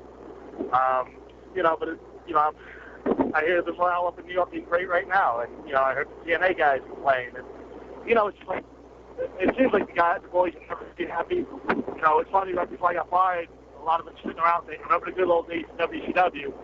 And I said, wait a second, we were all miserable. We were all trying to jump up, you know. I'm like, maybe now we look back and realize that it was a lot better back then, but, you know, that's, you know, so greener on the other side. Like, the reality situation, like, the guys like to bitch and moan, the guys like to complain, and, you know, I think no matter how good it gets, they're always going to find something to bitch and moan about. And I think that's, with me coming back now, with that realization, and, you know, I think the last 2 years, I've been doing a lot and understand the business a little bit more and understand what I want out of the business and where my role is. And you know, I'm looking forward to getting back there and try to have some more fun with it this time. Well, let me ask you this question.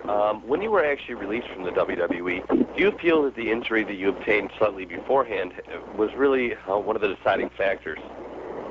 Because it seems like when you're ready to come back and you'd come back for a few times, and then it was over. Do you think that kind of was a major deal? And how severe was that injury really? Because we obviously heard reports, I mean, that it was extremely serious.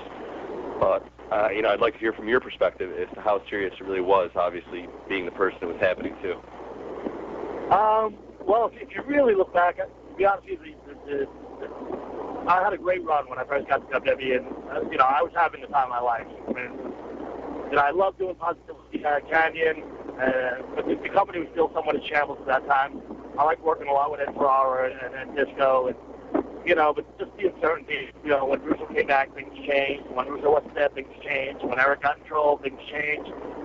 You didn't have that stern force of Vince McMahon overseeing everything and knowing things wouldn't drastically change overnight.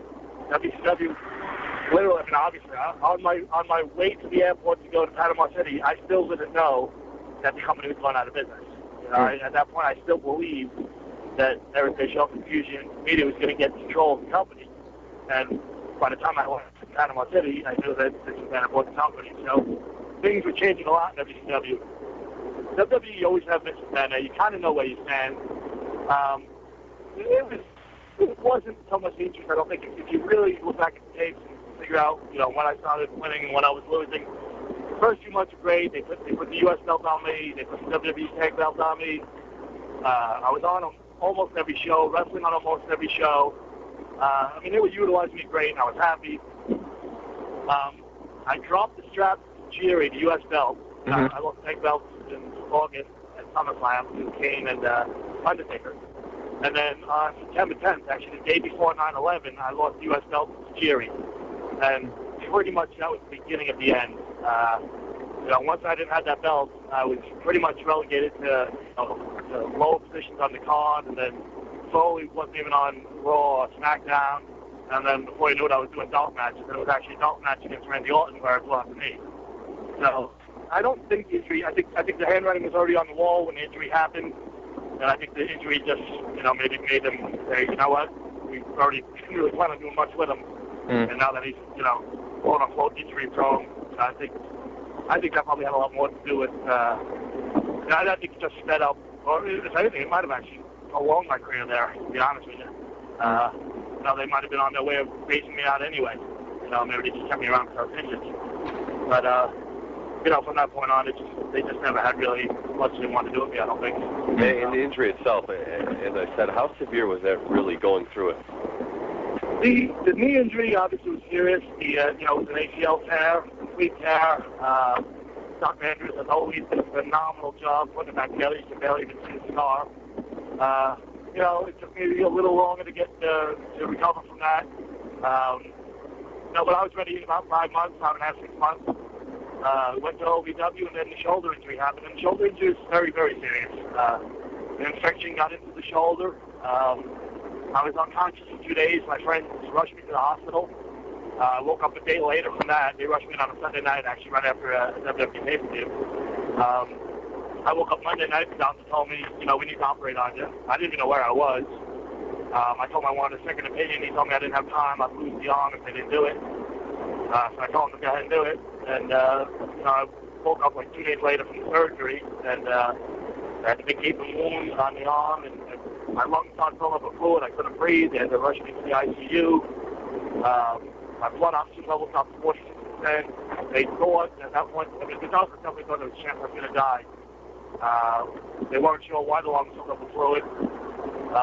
But anytime the blood oxygen level drops beyond below 90, they get nervous. Mine was all the way down to 46. I was passing out from lack of oxygen.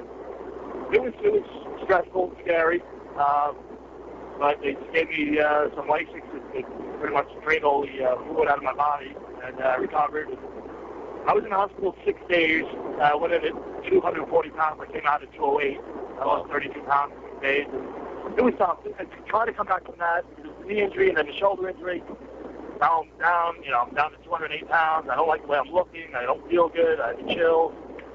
To really work hard to come back. It was hard to get motivated to do it. And once I decided, I'm going to do it, I really set my mind because I worked as hard as I've ever done in my career to get physically back in shape and mentally ready to, being on the road and to get back and for them to do nothing with me. That's frustrating, and it made me. To be honest with you, when they fired me, it felt more load off my shoulders than maybe an upset. I was on the verge of quitting anyway. I'd actually told Kidman a couple of weeks earlier that I wanted to quit, but then I started second-guessing myself. It's hard to give up the money. It's hard to give up a career that you love. But mentally, I wasn't in the game anymore. I just was mentally done. And I knew I needed time off. We left on good terms. They told me, go off and do what you want to do. Try things outside of wrestling if you want. But they told me, there ever comes a time and I really want to come back, give them a call, and maybe we can work things out. So, you know, you can never say never. You know, I think we left on relatively good terms. Had a great time up there, the first few months especially. They took care of me when I was injured. They didn't fire me when I was injured. You know, it's just business, and, you know, we didn't hang out on a personal level, but, you know, of course, I have a lot of respect for what he does. I still enjoy the product a lot. I still watch it every week, and, you know, if the right thing falls into place, I'd love to be back in WWE someday. If not, you know, I'm enjoying the time on the independents. You know, I'm on my way to TNA right now, so you can never rule that out. I maintain a real strong friendship with Spanky. He's over doing in Japan. You know, now the Kidman's released. I know Kidman, you know, probably has ideas of maybe going to Japan. So, you know, I still see my future in this business pretty bright. Been doing it 13 years. But within those 13 years, I've had a lot of TV exposure, but I don't think I've been played out. I don't think I've been overused for all my time off. And, you know, I think there's still things I can do to, you know, I can be a fresh factor. And, you know, with 13 years experience, but I'm still relatively young and only 35 years old. So I'm pretty optimistic about my future. We actually called you about a month before you got your WWE release, and I think your exact quote to us was, "You can't do anything because you're, quote, a slave to the office." I don't remember saying that, but I wasn't exactly in the right frame of mind back then. And, you know, it's funny. You have these dreams and ideas, and mine goes back to the age of 14 of this is what you want to do. And, you know, it's an obscure artist named Joshua Caddison, and he has a line in one of his songs, "Some dreams are better from afar. That's just the way things are." And, you know, the dream of being a wrestler is a great dream, and, you know, I have no regrets about doing it. I still want to do it, and I still love doing it. But a lot of times the dreams and the reality are two different.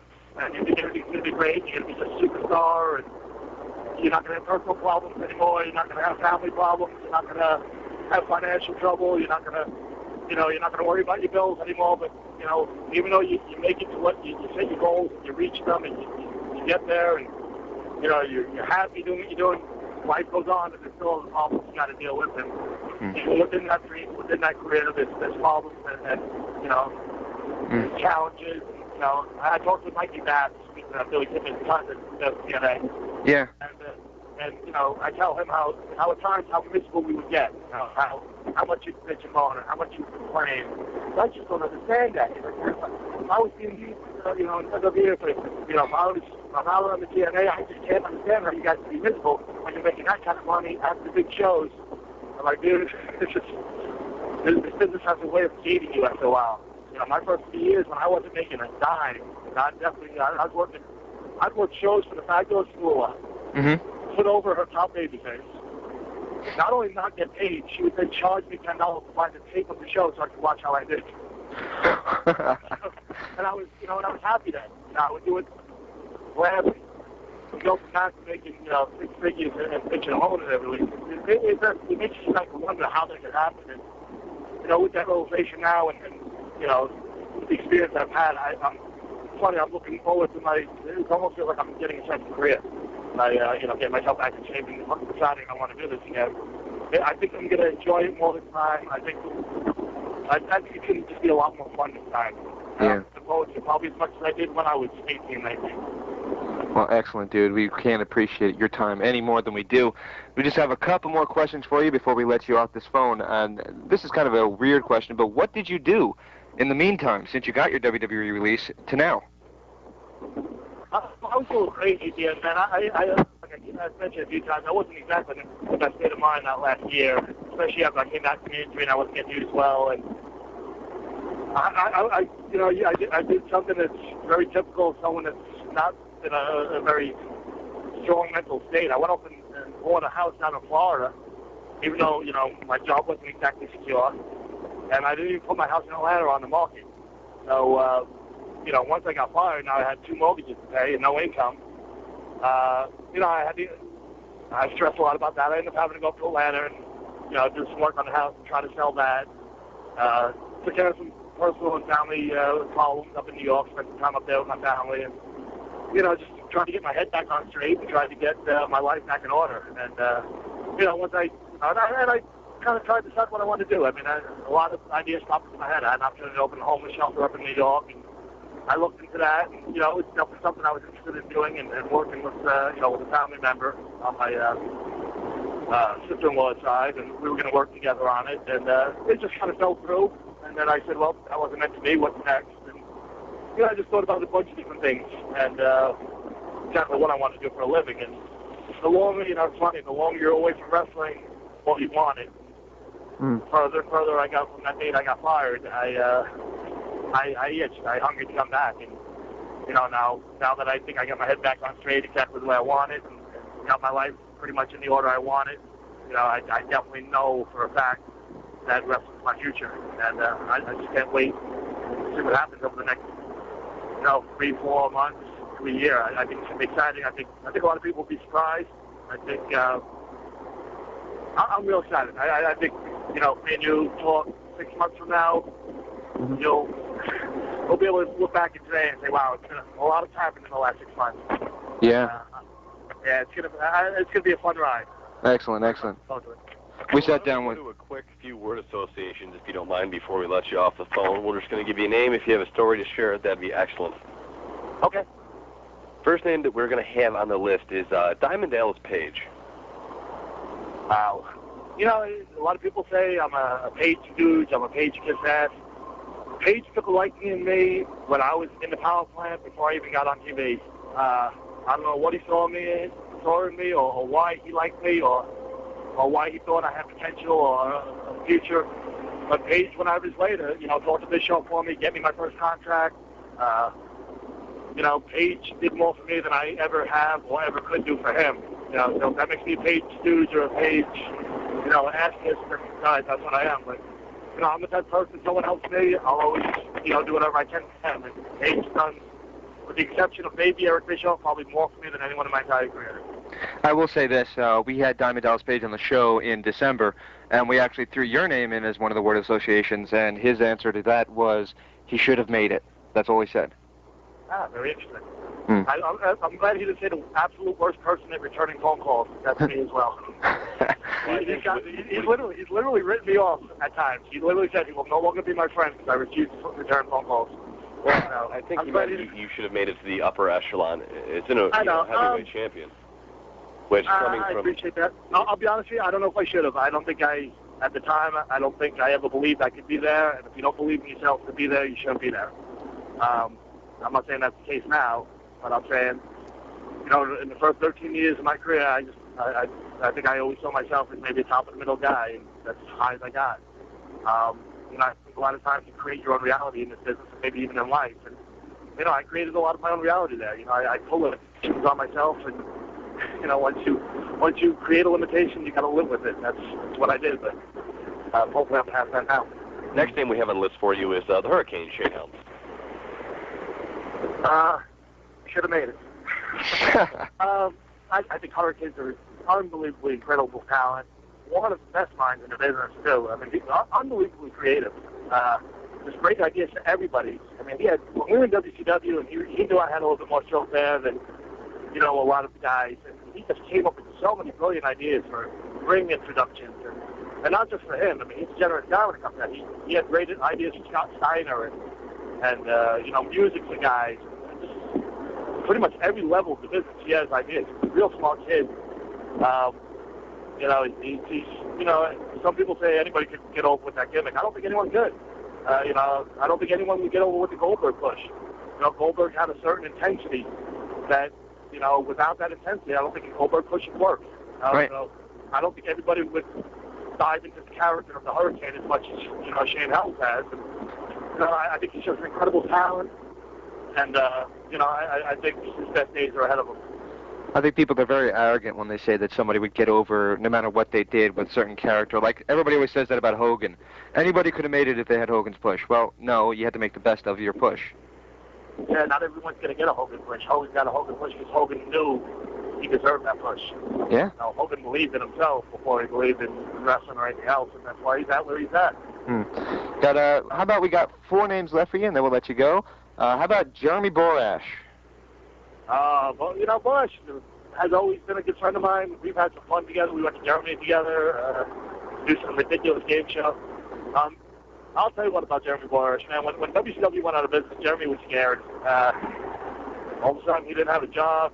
He didn't know what to do. He wasn't certain that WWE would be interested in, what he could bring to the table.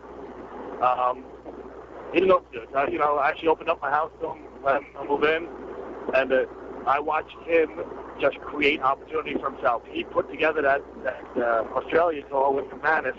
Yeah, WWE. He was the American liaison on that. And he was on that phone from like 7 a.m. to 11 p.m. every day, talking to the boys, negotiating contracts, and he created himself a great career. And he's one of the hardest working guys in the business that I've been around. Father James Mitchell. Oh boy, that is one strange character. Oh yes, he is.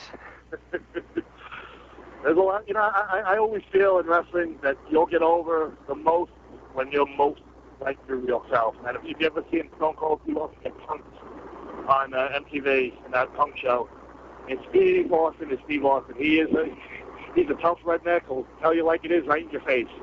And when they let him be that character, that's when he got over. I think if you let Jim Mitchell be Jim Mitchell, I think people would be making movies about him.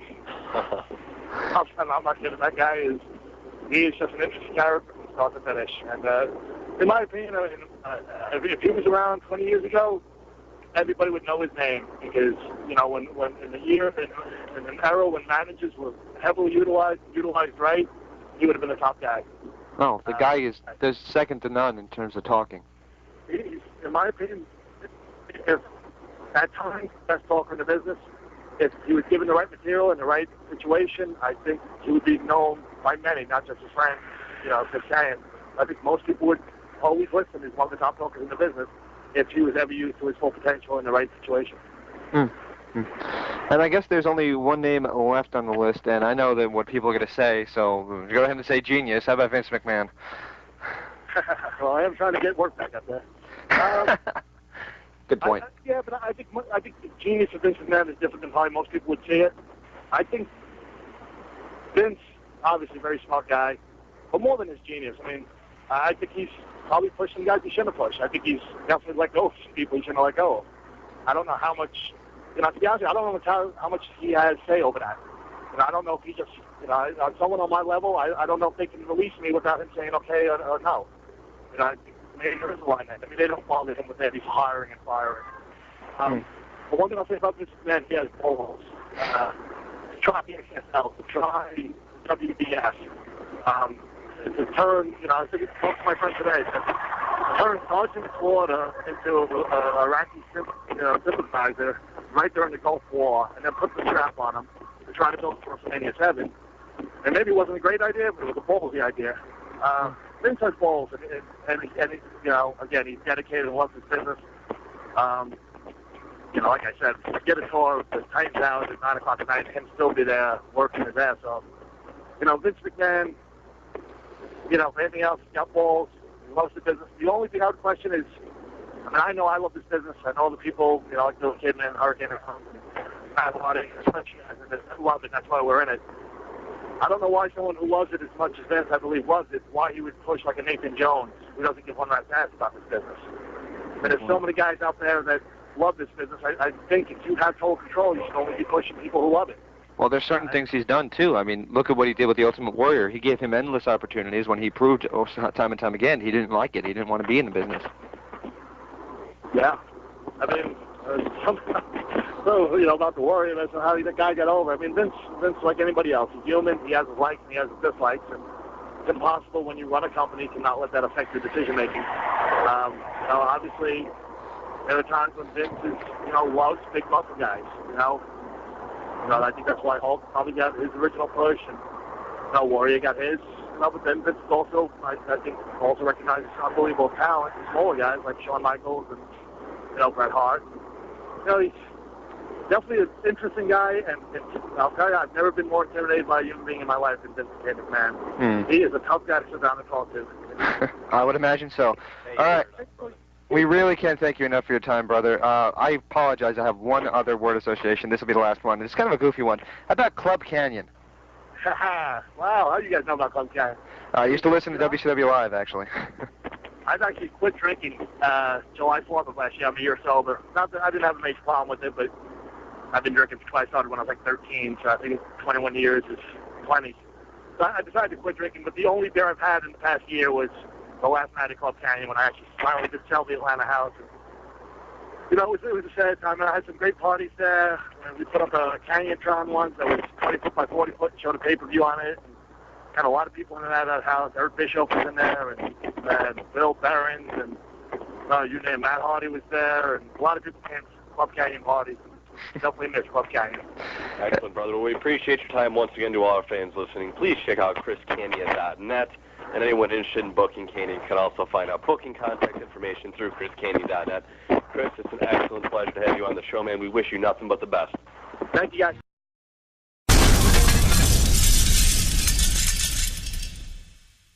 Hey, this is Mike Awesome, and you better listen to the interactive interview, or I'll come out of your computer and body slam your ass. But it all came out well. Especially, I even kind of liked the backstage segment with Bob Holly, and I enjoyed their match later on in the evening. Yes, I did. Bob Holly was full of nothing but stiff shots this past week on SmackDown. He chopped the crap out of Eddie Guerrero's chest later in the match, later in the night. He also shoved him really hard into the limousine, which really seemed to be a stiff shot. Eddie legitimately screamed in agony when he got pushed against that limo. But I do want to say this, and I know Chuck does not necessarily agree with me. Kudos to Guerrero and his wife. That is what I'd call a choice-looking woman. Wow. And at this time, we got Mike from California on the phone. Mike, it's glad to have you with us, brother. Welcome back, mother. Good to be back. Hey, it is. So, were you on the website trying to chalk on the chat room? Yeah, I tried to, like, you know, well, I got kind of, like, pissed off because this guy was, like, you know, like, spanning, or, like, you know, whatever they're doing to, like, annoy the crap out of you. And I'm willing to bet that it's somebody that we already know who it is, and we don't like them, and if they keep it up, they'll be hearing from our lawyers. Okay. But I'll just let you know it wasn't me. Well, no. We don't think it was that. any of our fans. I think it's, you know, a certain person in particular, and that's fine. Like I said, we'll have that fixed. But why don't you tell us a little bit, again, on a happier note, what do you think of this whole Eddie Guerrero-Rey Mysterio feud at this point? About the whole secret thing, okay, would you mind if I like to do a little history note? Sure. Okay, back in 2002, when Kane was, you know, Kane, he had, like, the biggest, like, star power of a babyface. But then when he took on Triple H at No Mercy 2002, and Triple H did that necrophiliac story, that totally ruined his babyface career. And after that, no one really, you know, I mean, like, he still gets some pops a couple of times, but he's just not the Kane that we once knew back in 1998, especially since he removed the mask. And what they're doing right now with Rey Mysterio, I don't know if it's going to be, like, the same way, but I don't know, it could end his, like, babyface career. I think we're heading to a point in this where James and I are both in agreement on this, is that they're going to have some sort of angle where we see Eddie Guerrero supposedly being the father of Rey Mysterio's son. That's the only really logical thing that we can come up with. That's how it would hurt everybody. That's how it would hurt Eddie's family life, and that's just, I don't know. I don't like it. I don't think it needs to be on television. However, I will say this. I am entertained by it, and I hope that I am actually right about what it is. So, I mean, I can run the gamut. I don't want it to be that. However, I am entertained to see if it will be that. So, you go both ways on this one with me. Yeah, I actually never expected it was going to be. It should be. It better be like the thing about Eddie Guerrero being Dominic's son, because if there's anything besides that, it's just going to get nasty. Well, it shouldn't be too out of control, and I think especially with the heat the WWE is taking right now with such characters in Muhammad Hassan, you know, I don't really think... Which is absolutely asinine on every level. Let me finish, finish, brother. I don't believe that they're going to push the envelope at this point in time any further than they're already pushing it, and we'll talk about the Muhammad Hassan character when that gets to it. But why don't we now talk about the Mexicals versus Paul London, Scotty 2 Hotty, and Funaki. I'll tell you what, I actually relatively enjoyed this match. I felt kind of bad about the ending because it looked like Paul London legitimately took a bad knee to the face from was that Psychosis or Juventud? Juventud to try to do the 450 splash. It looked like it went a little awry. You know, maybe had Paul London a little too close to the ropes, and it legit looked like Paul London was not doing so hot after that match. But I got to be honest with you. I love Paul London's foot tassels, by the way. I got to be honest with you. I kind of enjoyed the Mexicals overall. I think they're all good workers. I kind of like the gimmick. I may be one of the few. The only part about the gimmick that I really don't care for is the whole lawnmower thing, because it just seems like a stereotype to me. Well, it seems like, I'd venture a guess to say it actually is a stereotype, James. Yeah, but I don't get it, and I have to shoot on the Hassan thing right now. Here's a stereotype example for you, and we can just skip that segment, because let me just tell you right now. Hassan's character the entire time was, you people all think I'm a terrorist just because I'm an Arab American. So what happens? UPN says, we don't want that terrorist on our TV. He said he's not a terrorist. Wake up! And why am I starting to sound like SpongeBob? You know, I can kind of, I can kind of definitely see why there's some heat for the WWE to take it off. It's not even that he was claiming to be a terrorist. It's just the fact that they kind of surround him with that aura of being like a terrorist. And I don't necessarily think, especially in this point in time, it was a bad idea to have him off TV. I think it was required. I think it would have been a poor taste to have him on TV, you know, especially with the tragedy that happened over in London. I disagree.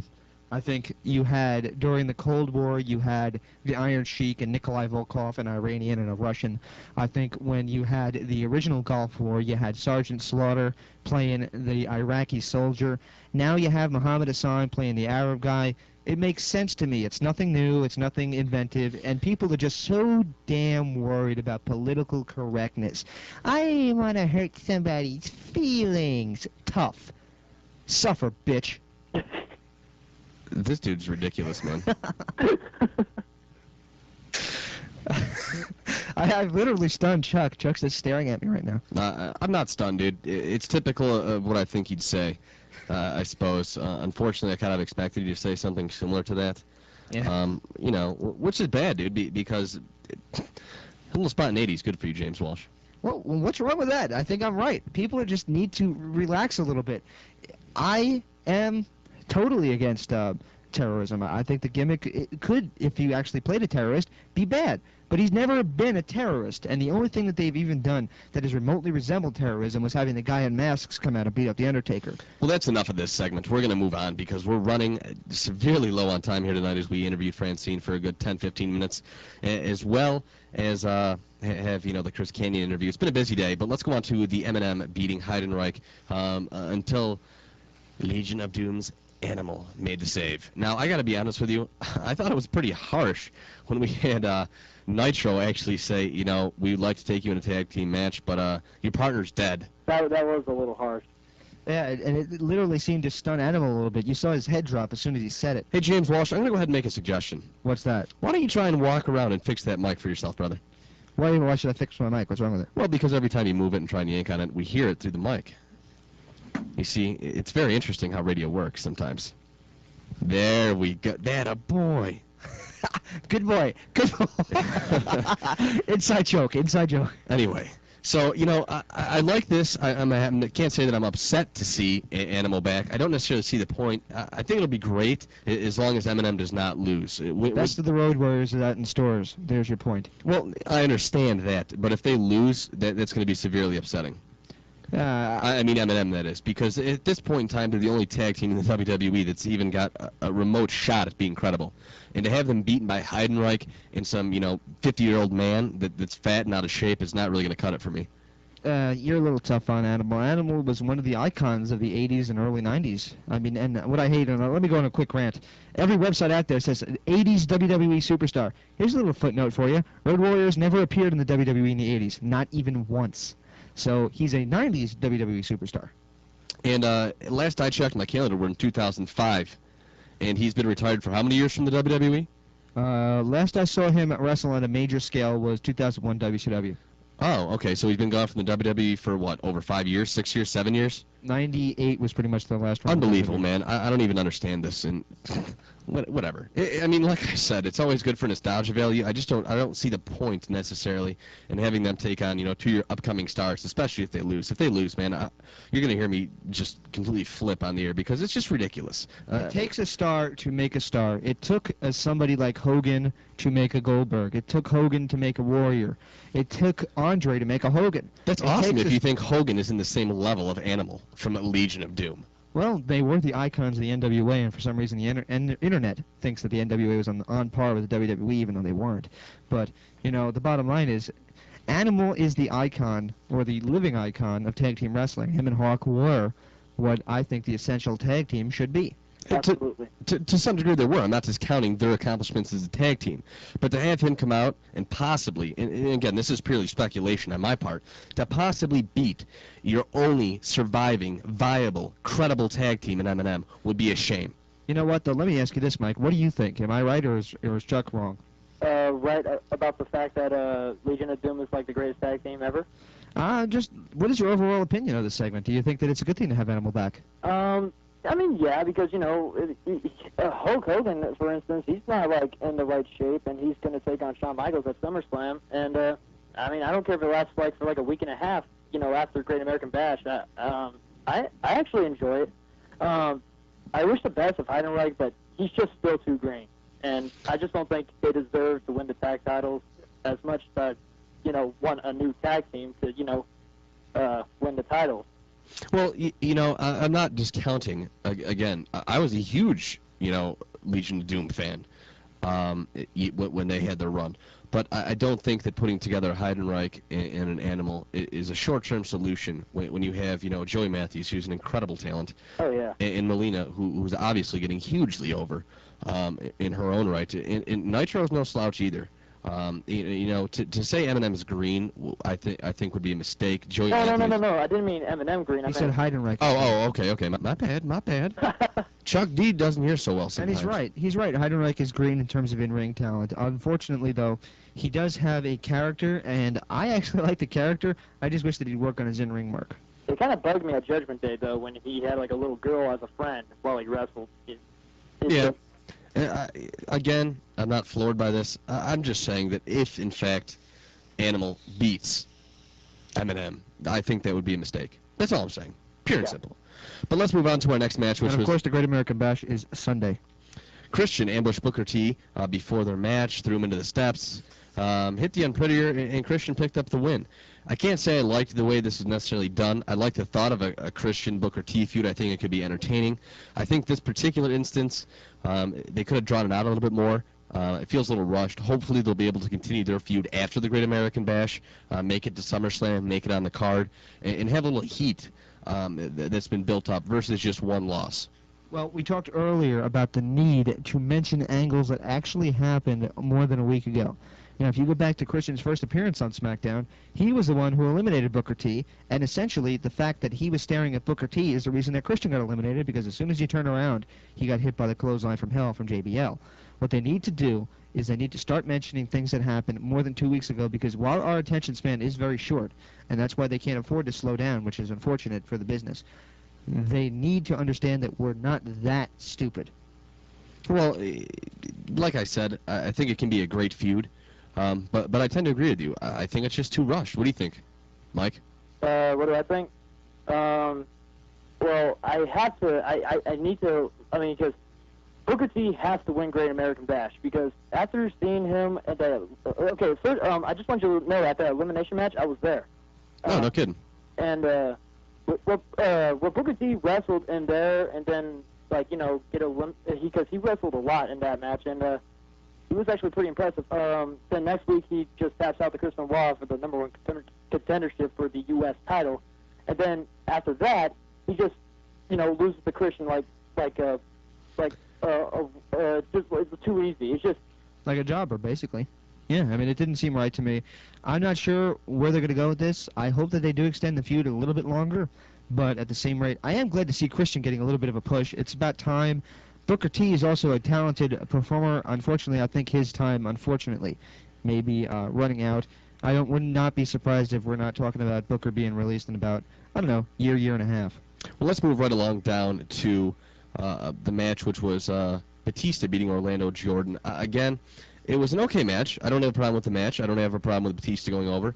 I do have a problem with a champion versus champion, because it to some degree, it really hurts the U.S. title's credibility, I think. I disagree with that completely. It's the secondary belt. Why should the U.S. champion beat the world champion?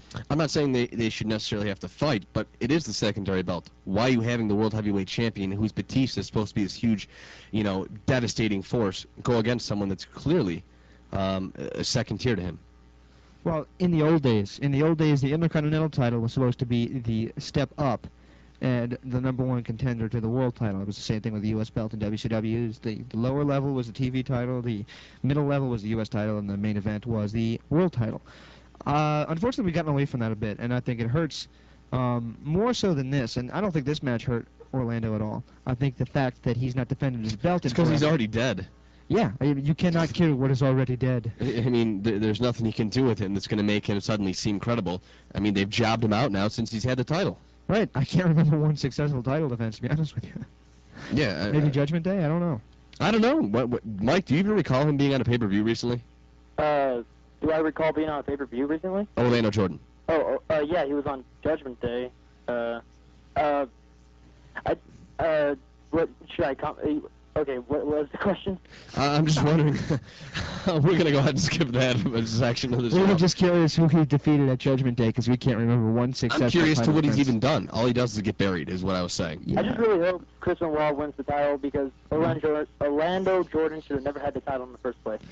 Yeah, I mean, Orlando got the belt. I thought there was a future for him, and then they just never let him run. The bottom line is somebody needs legs in order to advance. So at this point, it was not very successful. Let's go ahead and say, overall, what did you think of Smackdown? Me? Yeah. What did I think about Smackdown? I thought... As a whole. I thought it was a decent show. I'd give it like a 6 out of 10. I mean, there were some things just like... I thought it was average.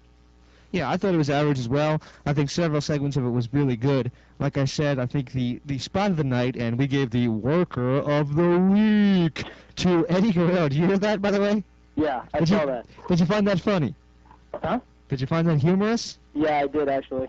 Yeah, we worked on that. We came up with it. We started laughing when we were producing. I thought the overextended drum roll was quite genius. Yes, it was. Because you make it sound like it's going to be this huge deal, and then you just say the name, and there's some weak applause, and that's it. Yeah, it's pretty funny.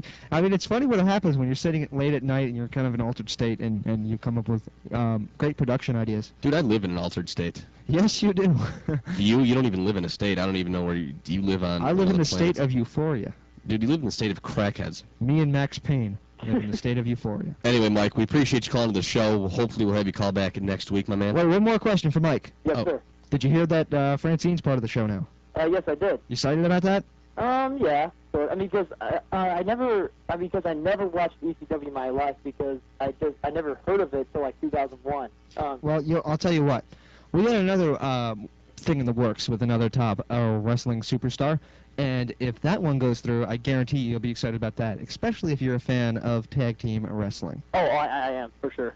Well, we're trying to do big things to always make the show better for you guys, and as I said before, I think Francine will definitely bring another dimension to the show, and we're excited to have you here. But Mike, once again, we'll speak to you next week, man. Appreciate you calling in. Thank you. Hello? Yeah. Is there any... Am I allowed to predict a SummerSlam match? Fire away. Okay. The match between Chris Jericho and John Cena. Yeah. As much as we all hate to admit it, I think John Cena will retain the title, but Edge will come out with the briefcase and steal it. I don't see that happening. I don't see how they're going to get Christian and Edge, or Christian and Cena into a feud at this point in time. No, I meant Edge. Edge. Money in the Bank. Oh, you mean, well, I thought you said Christian somewhere in there. Edge. My bad. I meant Edge. Oh. No, I think he could be right. I think they're doing a good job by having him continue to carry around the briefcase, because it's a little prop that he has as a weapon, and it also is keeping that so it seems special that a world title shot means something to Edge. Anyway, thanks a lot for calling in, brother. Call in again next week anytime. We appreciate your input. We thank everybody for tuning in. We hope you enjoyed the Chris Kanyon interview. We hope you're all excited about seeing the Queen of Extreme, Francine, join our show, join our website. Check out www.wrestlingepicenter.com. By the end of the week, we will have an exclusive diary entry from the one and only Queen of Extreme. Man, she is a beautiful, beautiful girl, isn't she, Chuckster? She is, but we appreciate you listening. We are so far out of time, that's ridiculous. So you've just been listening to the Wrestling Epicenter on the Blaze 1260 AM. Yay! The Blaze 1260 AM. KASC. Arizona State University, Tempe, Arizona.